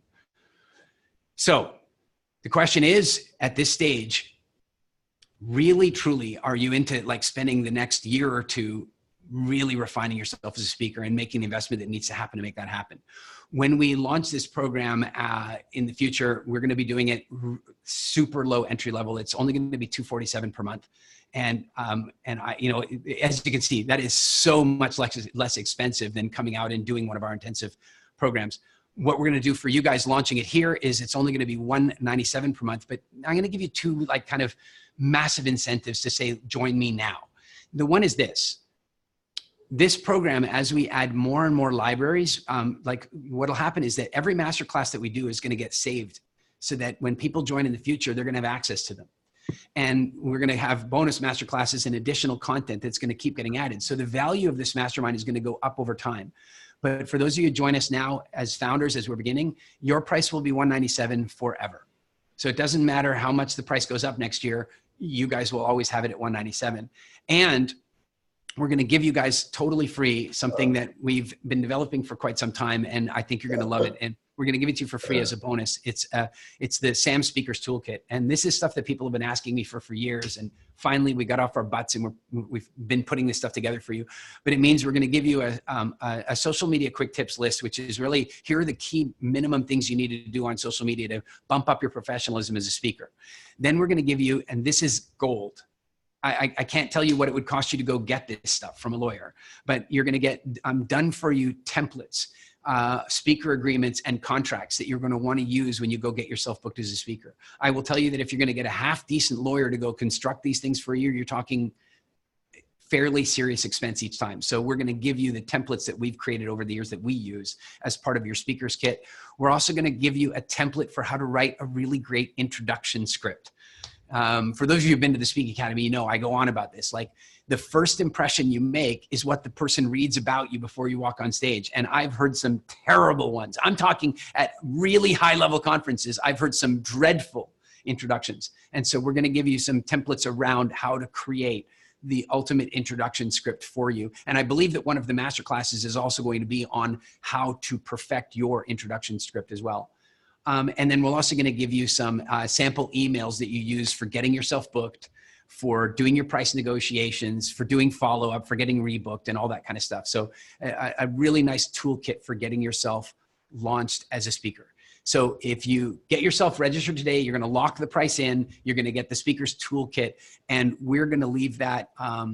I think you guys have access to this replay for about 48 hours, and the opportunity to register at that price and get that bonus lasts until February 18th, because we've got some other campaigns going on to bring in some founder members. So again, $197 per month. You get the monthly speaker workshops. You get the new content. Like every single month, we're going to be adding more and more stuff to it. You get, and if you miss any of the masterclasses, remember, they're loaded in, you keep them. So you keep them for as long as you remember. You can always go back and use them as a resource.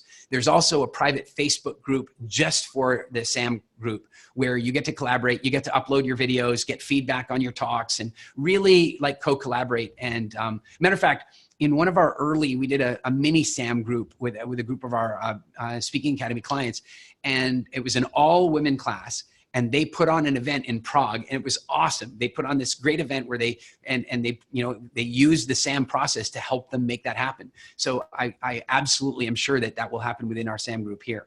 And of course, you also get the toolkit. And please remember, as a founding member, you guys will lock your price in. So as the program becomes deeper and deeper and deeper and has more value to it, you will pay $197 for as long as you want to be a member. So get out there, get yourself registered, join the masterclass, get yourself introduced in the Facebook group, and let's begin the journey together. It's going to be super fun. Here's what I want you to do as we get ready to do Q&A. I need a moment to get myself ready for Q&A. So this is a good moment for you to go and check out the page to get yourself registered. And it is also a good moment for you to just think a little bit. Because I know that when something like this comes along, some of you are going, oh man, you know, Eric does these high value webinars and now he's selling us something. And very often I do webinars where I don't sell anything. And so I want you to think about something. First of all, if you have any resistance to the idea that I'm selling something, think about that. Think about this. I'm going to guess that we gave you more value in this workshop than we're asking you to spend in month one. So I am absolutely clean in making an offer to you. But the other thing I want you to think about, and I want you to think about this from the context of your workshops. When somebody resists, when they don't take action, there's only two reasons. They either have a lack of faith in you or they have a lack of faith in themselves to apply the product. Isn't it true? If you're selling a workshop or a product or a consulting service, the only reason they wouldn't buy is because they have a lack of faith in you to deliver value beyond what you're asking them to pay, or they have a lack of faith in themselves to actually take action. And so if you're really committed to becoming a speaker and you're finding yourself resisting the idea of joining the SAM program, I want you to think about that. Is it me or is it you that you're having that lack of faith in? I will make you this commitment. I will do my very best to take responsibility for both. I will provide you the absolute best, most engaging, highest value content that I can so that you absolutely don't have to worry about whether you have faith in me. And then what I'll do is I'll create an environment that will hold you accountable and do the very best that I can to make sure that you fully take action, that you really take action on the stuff that you determine and make things happen. And I will do my very best to help you with that side of it, as will the entire team. That is my commitment to you, to try to overcome those resistances. So I am hoping that you'll join the SAM program. I want you to take about a minute right now. By the way, Laura, I get that. I totally get that. And Laura says, hey, it's my bank account that I don't have a great deal of faith in right now. That's why, by the way, up until 2 weeks ago, this program was going to be based on an annual enrollment only. That's true. You can ask my team. Kelsey's right there. Kelsey, was it not being? Yes, it was going to be on an annual enrollment only, and it was a whole lot more money. I went back to the team and I said, guys, this program, it's not about maximization of profitability. This is a program that is part of our overall strategic objectives to help people get their messages out there. We need to make it possible. And so we turned it into a monthly program and reduced the price dramatically as well. Now, here's the kicker. Laura, I would put to you that at the price point that we're creating it, I want to suggest to you that it is absolutely possible that in month one, if you simply apply some of the things that we talked about in this workshop, that 250, 247 or whatever the price, I can't even remember. I think it's so we lowered it past that, but that is a ROI that you can create within 30 days. That's why we did it this way. We made it as easy as, congratulations, Sue. We made it as absolutely easy as possible.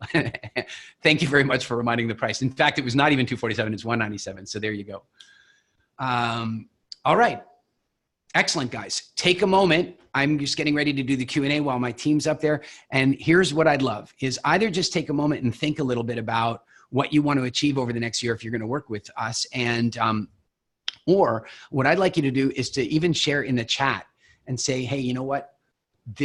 I want to hear more about your guys' why, because I saw some really phenomenal ones. So, but I want you to think about it a little differently, because I'm hoping that right now you have slightly more belief in your why than you did an hour ago. I'm hoping you do. And what I want to do is I want you to know that I want to improve your belief in yourself a little bit every single month for the next year or 2 or 3. And so by doing that with you, I want you to think from this position, if you've made the decision to join up with us, or if you are thinking about that, what would you need to achieve over the next year or 2 to make you know that you had made the right decision? Give some thought to that, share in the chat. I'm going through the questions right now. I'll put on a little bit of music for about 60 seconds, and then I'll be back with the live Q&A.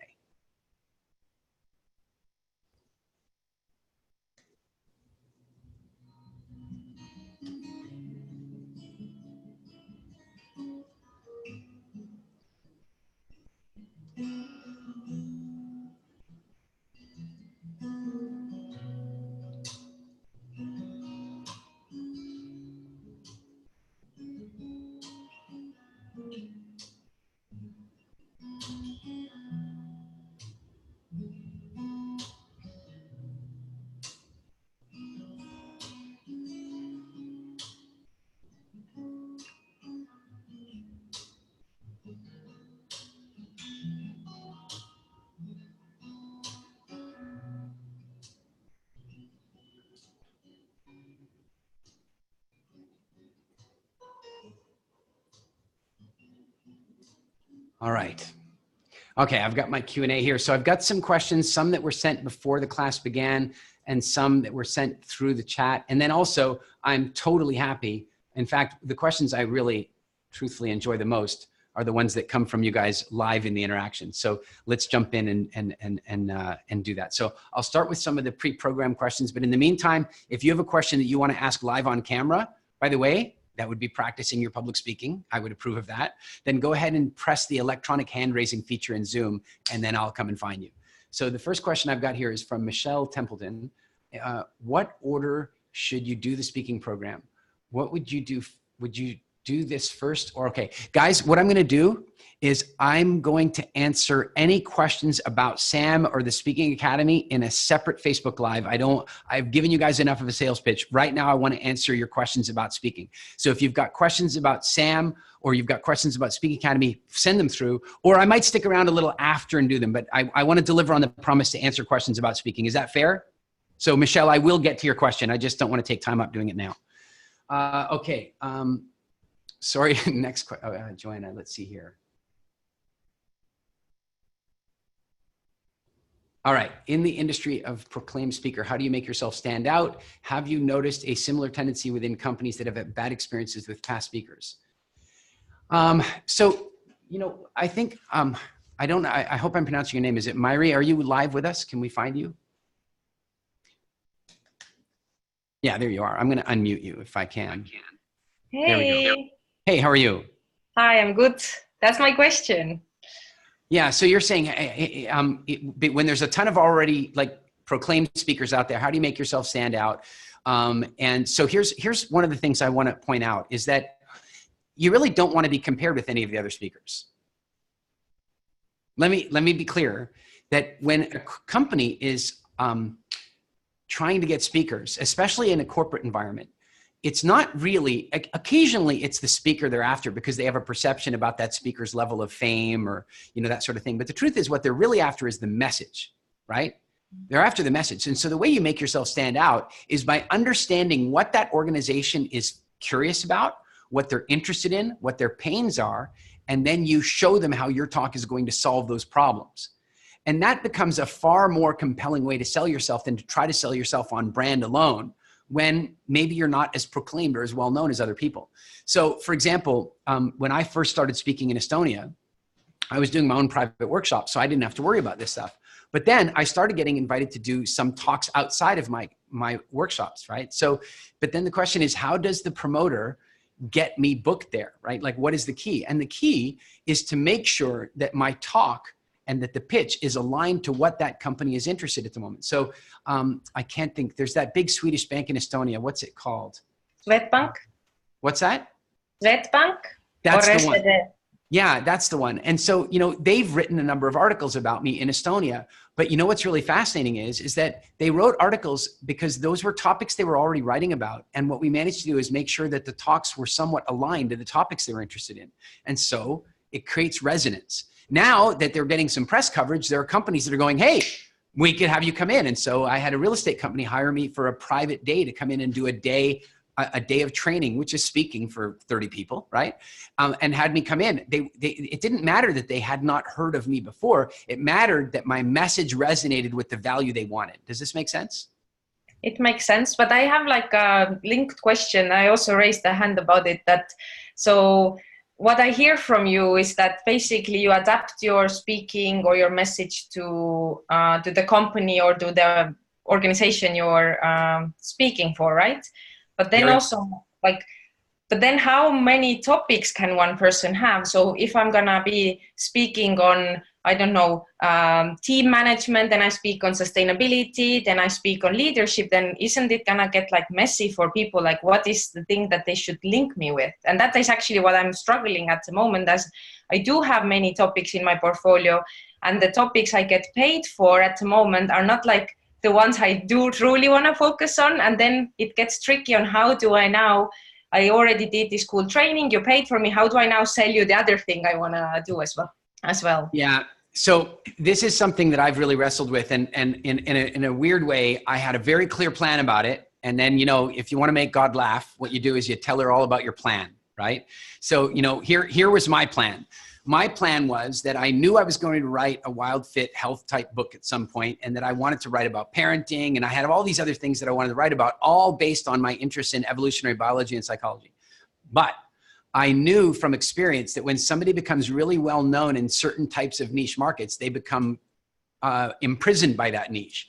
So as a very good example, John Gray, who wrote the Mars Venus books, is one of my best friends. And what's crazy is he's created one of the most incredible brands in the world, but when he wants to talk about other stuff, it's hard because people just want to hear about the same thing. Now, tell us more about Mars Venus. Tell us more about men and women, right? When he wants to be talking about the hormones and communication relative to what's going on around nutrition and supplements and that kind of stuff, right?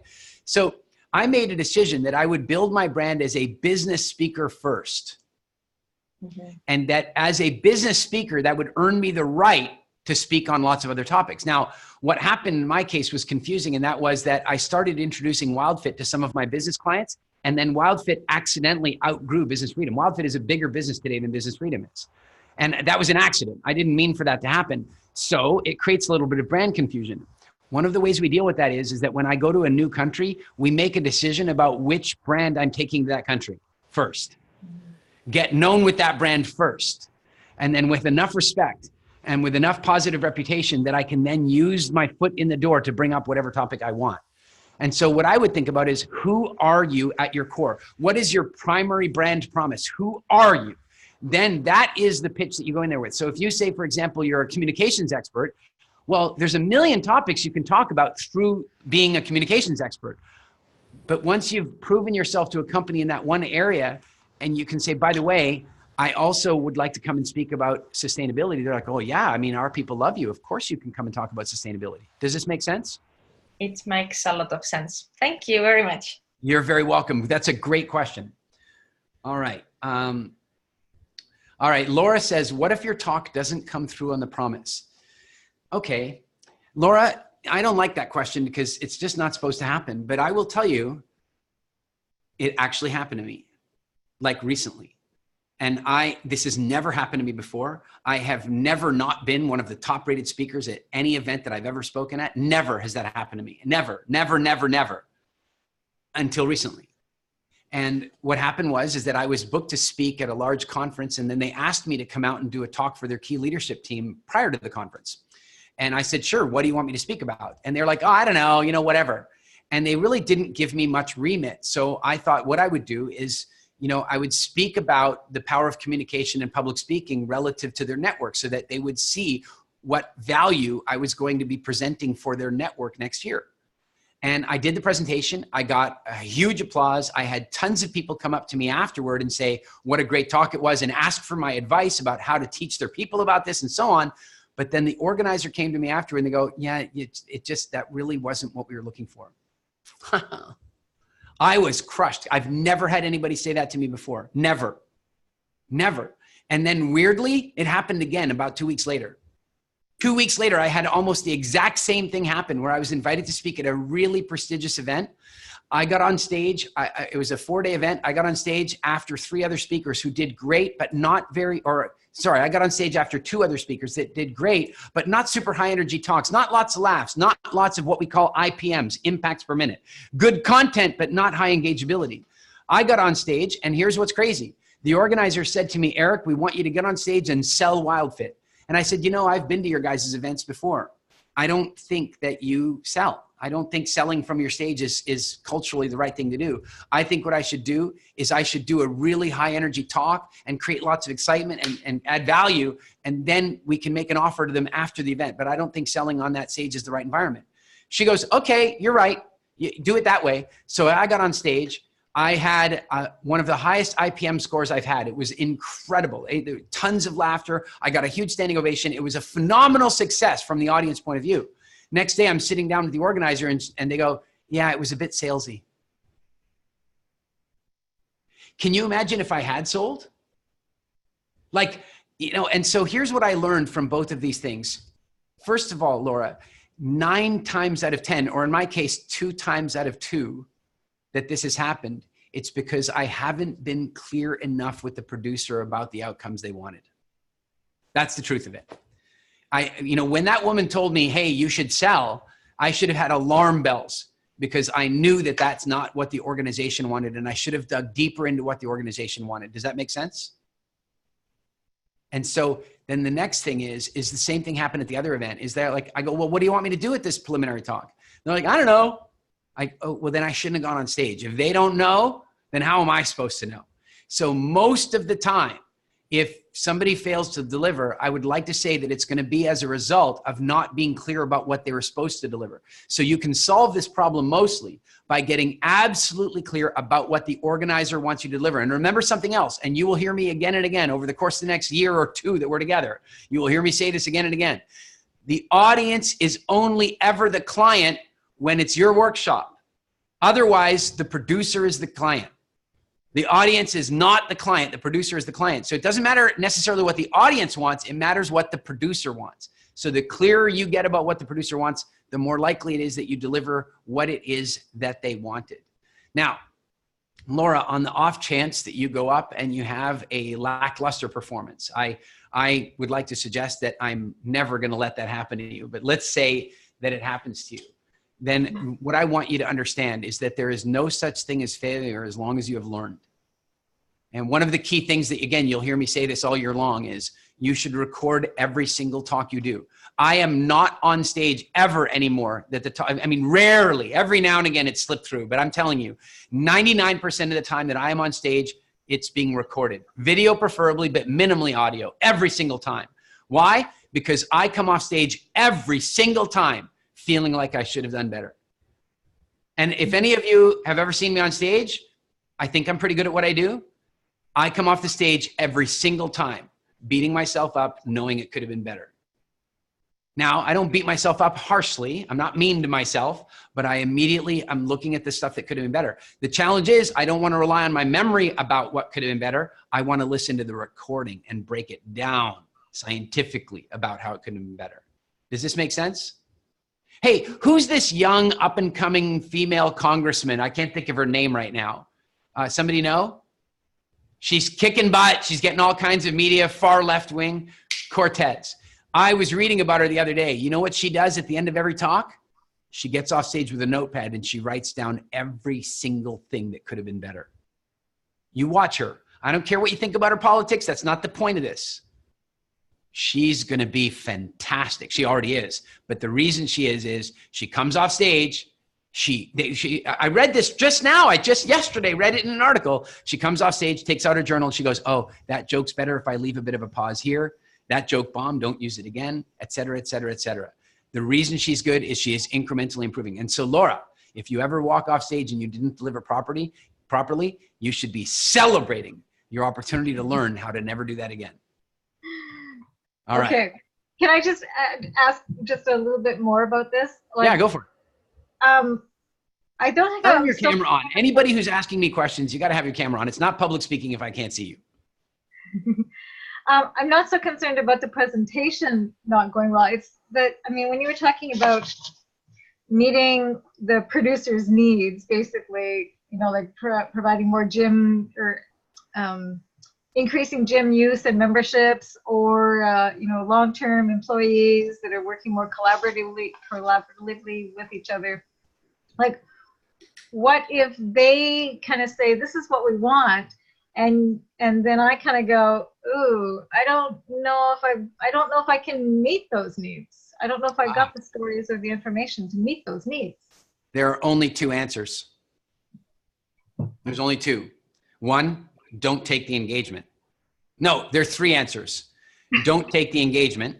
Or the other one is take the engagement, but say to them, that's not what I'm here to deliver. In fact, this happened to a friend of mine, Janet Atwood. She got booked to speak at a conference, and they wanted her to speak about, she speaks about passion test, right? And that's her best-selling book is The Passion Test. And they wanted her to come and talk about passion test for business, which is what her partner talks about. She said, look, I can't do the passion test for business, but I can do the passion test. But they wanted the passion test for business so badly that they got her to come anyway, right? And then they later said to her, well, that's not what we asked for. Well, I know both sides of the equation. One side, they're like, we were really clear we want a passion test for business. But she said she was really clear that she doesn't do that. And what I would say is she couldn't have been clear enough, because she probably should have gone with option one, and that is just to say no. So that's the first thing. But better than saying no is you connect with your mastermind team and you say, hey guys, I've been asking you this long.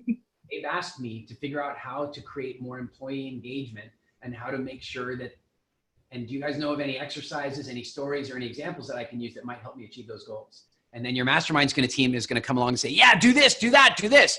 And you're going to put the talk together. And so you won't have to say no. Okay. All right. Next I've got, okay. Phyllis says, what are the legalities around using other people's photos and music in presentations like the BFSA, BFSA video, the Speaking Academy video? So generally speaking, you'll need to check this country by country, hotel by, most conference centers pay for music licenses so that they can have live music in their conference centers.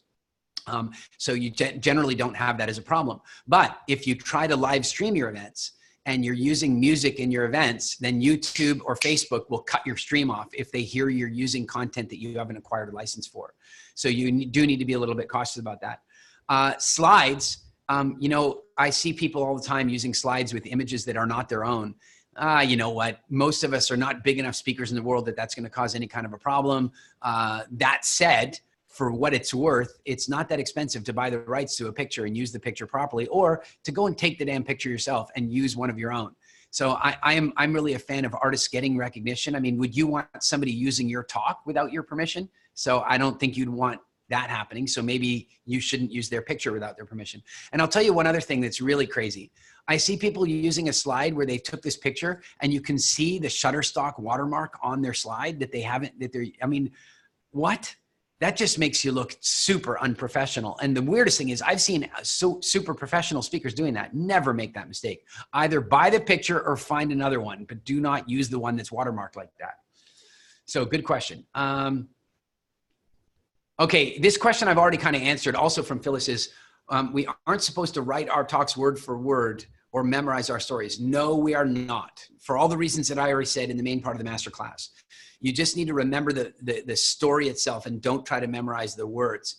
That said, if you're writing a book, yeah, you can have your talks transcribed, but bear in mind, they're going to need to be edited into written form because written English or written Norwegian or written Swedish or written Russian is different than the spoken versions of all those languages. And so that's, you know, that's something you need to keep in mind if you're going to use transcriptions. Suze says, this is again, similar to a question that came up earlier, but can you speak on multiple topics or stick to one? I've been sticking to one so far, but I'm thinking of incorporating a second one. My view is this: get really known for a topic and deliver so much value in that niche that people become curious about who you are as a person, and then have them pull the other topics out of you. That's really what happened to me. I became really proficient and you know, solid as a business speaker, and I could speak in front of any size audience and I could entertain them and get the highest ratings and all that kind of stuff. But then in Q&A, people would always ask me how I could do 10 or 12 hours on stage and I don't do jet lag and I'm healthy and blah, blah, blah. And I go, well, you know what? Sure, let me share a few points with you about food. And you know where that led. And for those who don't know where that led to me doing a 1-hour bonus session at our Speaking Academy or at our Business Freedom Experience. And that led to me creating a small coaching program for 8 people. And that led to thousands of people in 20 countries around the world completely transforming their health, right? So now I'm a business speaker and a health speaker. But you know what else happens is now people have gone through WildFit. And you know where WildFit's so different than most diet and nutrition programs out there is that it really truly works. And so then people are curious and they're like, wow, well, Eric, you know, you mentioned you went and spent time with the Hadza Bushmen. You know, can you tell me, did you learn anything about parenting from them? Well, as it turns out, I did. And so the other topics that I like to talk about start getting pulled out of me because I created so much value with the first talk. So Suze, that's roughly my view of that. I hope it helps. Rusty. Okay. Be on stages beyond my own province in the next year and be able to let my clients go to some other hungry freelancer. That's not the question. That's not the question. That's not the question? No, below further is the question. I have a one sheet that I created Yep. And the one sheet, I used some examples that I found, and I'm quite pleased with it. I wonder if you can see it if I put it up visually here. It's 11 o'clock. And so in there it says most requested presentations, but that feels dishonest. So do you have an idea for any of us just starting out what other kind of wording we can use there? And then on the back page, it says what others are saying. And I need to go give my red feminist pill talk somewhere so that I can get somebody saying something similar to what you said, so I can say a quote there about what they're saying about that talk. Rusty, I you know, this is an interesting thing. First of all, could you give us 60 seconds on your message? Give us all turn your camera on. Okay. It's on. Give us I see myself on screen. Oh, can you? I can't see you for some reason. I don't know why. I'm in the top left on my board, but it's probably different on yours. I'm here. Okay, there you are. I see you now. Okay, give us 60 seconds on your topic. Okay, 60 seconds. Passion. Give it some passion. I have swallowed the red pill of feminism, and it is not an option when you have sons. I hurt my son badly. And thankfully, I can say that I've repaired that relationship by finding a more humanist way to walk about in the world. All right. Could you guys give me some comments? Comments on Rusty's energy, on her passion, on her presentation. Just give me some just quick comments on that 30-second burst in the chat. Go for it now. Okay. So Rusty, I want you to save all of those. And in the section of your paper, it says what people say. Okay. Awesome. Thank you, everyone. Okay. Now, I'm kind of kidding around a little bit, but what I'm getting at is that, you know, you've just, you know, that's what a mastermind is about. The very first testimonials I got from stuff were from mastermind groups. So I go to my buddy and go, hey, I'm doing a talk and I have a quote from you. You know, one of the first kind of famous people that gave me a quote was Chet Holmes. Why? Because I asked him for one. I went to Chet and I said, Chet, can I have a quote from you? He goes, yeah, write what you want and I'll put my name on it. So I drafted something. He edited it a little bit for me. He sent it back to me. When you're looking for that kind of stuff, ask your network. This is one of the reasons that having a powerful mastermind is important. You listen here. By the way, here are some things that people said about you, just in case you're, let me see here. We're awesome, warm smile, pretty good, honesty, deep, honest, raw, want to hear more, powerful. Thank you, Rusty. That was honest, passionate, honest, authentic. See what I'm talking about? And I'm exaggerating right now, but imagine in your mastermind that you upload a video into the Facebook group and go, guys, I'm looking for some comments on this. I'm looking for some comments that I could use. And by the way, guys, listen to me very carefully. Jack Canfield, very, very good friend of mine, might have been the most successful author in the history of books, maybe. I mean, I don't know what title's more popular than Chicken Soup. There's so many of them, right? If you go to the bookstore, you will find countless books that go, Jack Canfield has this quote on the back of the book. I said, Jack, why do you give recommendations for all these books? And he goes, you know what? At the end of the day, I support anybody who wants to write a book and get it out there. And plus it means my name is the most commonly named used, a common name in the entire bookstore. And so if somebody says to you, hey, can I have a promotional quote from you? As long as you believe in them, give them the promotional quote. So if Rusty were to upload a video into the Facebook group and told you she was looking for some promotional quotes for what people say about me, how many of you guys would be willing to give her a promotional quote that you could use? All right, Rusty, your question has been answered, I hope, to your satisfaction. All right. I have come to the end of Q&A, to the scheduled Q&A time. But I feel like I haven't answered that. Like I can see there's a whole realm of questions. And the trouble is, unfortunately, I have a hard stop because I have an interview I have to get to. So what I will do is I will see about doing a Facebook Live to answer all of these questions that I'll dump into the Facebook group. Does that sound fair? Cool. Guys, I hope, has this been good for you? Excellent. I'm glad. It's been super fun for me as well. I know that I will get to spend the next year working with many. I know some of you were already in the SAM program before you even came to this masterclass. I'm super excited for you. For those of you who joined now, super congratulations. I'm really glad that we get to spend the next year or 2 or 3 together, really taking some powerful messages out into the world. I want to leave you with this just general thought. And that is that real change in the world is needed right now. I can give you a countless, huge, massive list of areas where change is needed, but there is social change that is needed. There is political change that is needed. There is environmental change that is needed.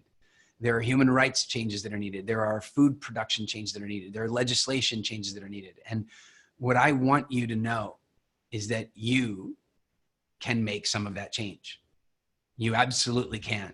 And it doesn't feel like that before it starts happening, but it's very much like summiting a mountain. It just takes one step at a time, one step at a time. And every now and again, you need to turn around and look backwards to see how far you've come, because the goal still seems so far away.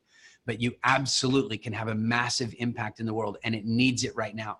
This is my biggest reason for enjoying teaching people how to communicate effectively, because when you teach the right people to say the right things, then the right things begin to happen around the world. So whether you're joining us for SAM or not, I hope you'll apply these things powerfully into the future. I hope that we get to meet live and in person one of these days really soon.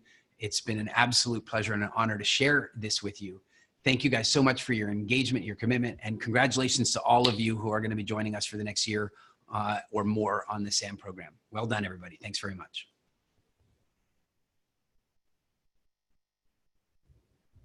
So long, everyone. Bye. Bye. Давайте память.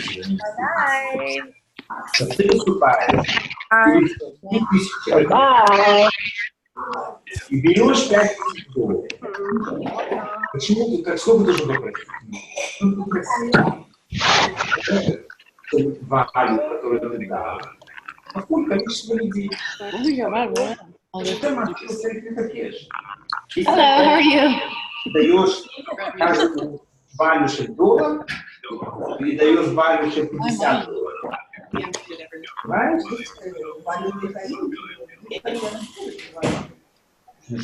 Finished running a masterclass. Oh, you know, Eric just goes, I'm still unmuted.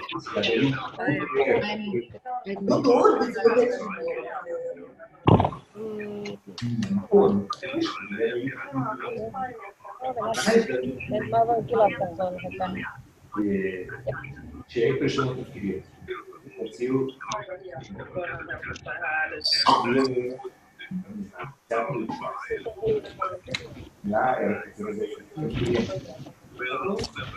Hyvä, että pystyn kuuntelemaan tämän uudestaan. Tuossa oli paljon matkalla sellaisia alueita, jossa yhteys katkesi.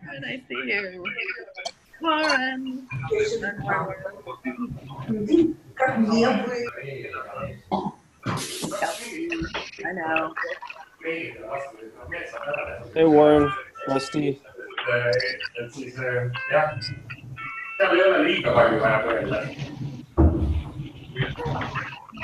Peter, call me. Hey Michelle. Hey, Ryan. Hey, Ryan. Hey Sharon, Ritva, Warren, Marcus, Ryan. Amish, Ruth, Gavin.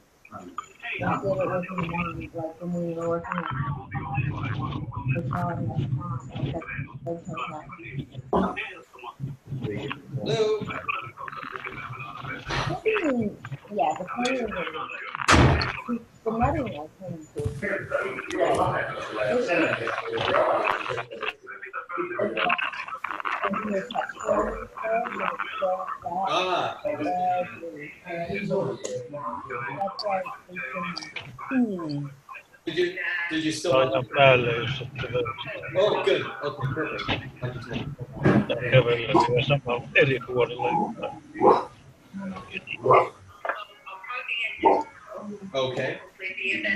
Okay. Oh, perfect. Okay, so obviously I wasn't. That's great. No problem. That'll work for us just fine because I couldn't get. So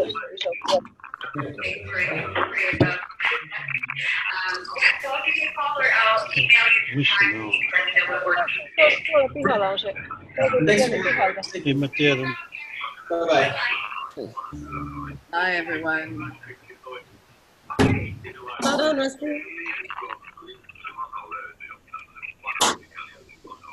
Avant. Good. What's up?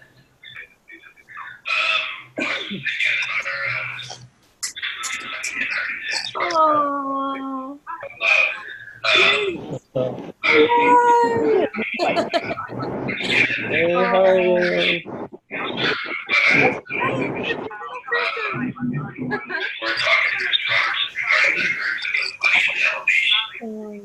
I think it's worth talking to anybody right now, and because we've got a hell of a good calling card. I made a big list this morning from all my LinkedIn contacts. Can you hear me okay? So I was Say hi to going everyone. to tackle all those this afternoon and just go, hey, do you know any brands that could benefit from being on an A&E network in North America? And just try to go. What a cutie. Thanks. Industrial. Yeah, that too. I mean, they have the advantage of co-owning the show and the IP with, I'm just practicing my pitch, but it's you know, we're with the co-creator of Hell's Kitchen and Warrior. I mean, it's a fucking pretty powerful brand. That's what I was thinking. Hey guys, thank you so much for joining. We're going to be closing the Zoom line now. Hope you have a wonderful day. Sure. And let's do it. Bye. We're on the same exact page. I'm on the treadmill, so if you hear me puffing and puffing.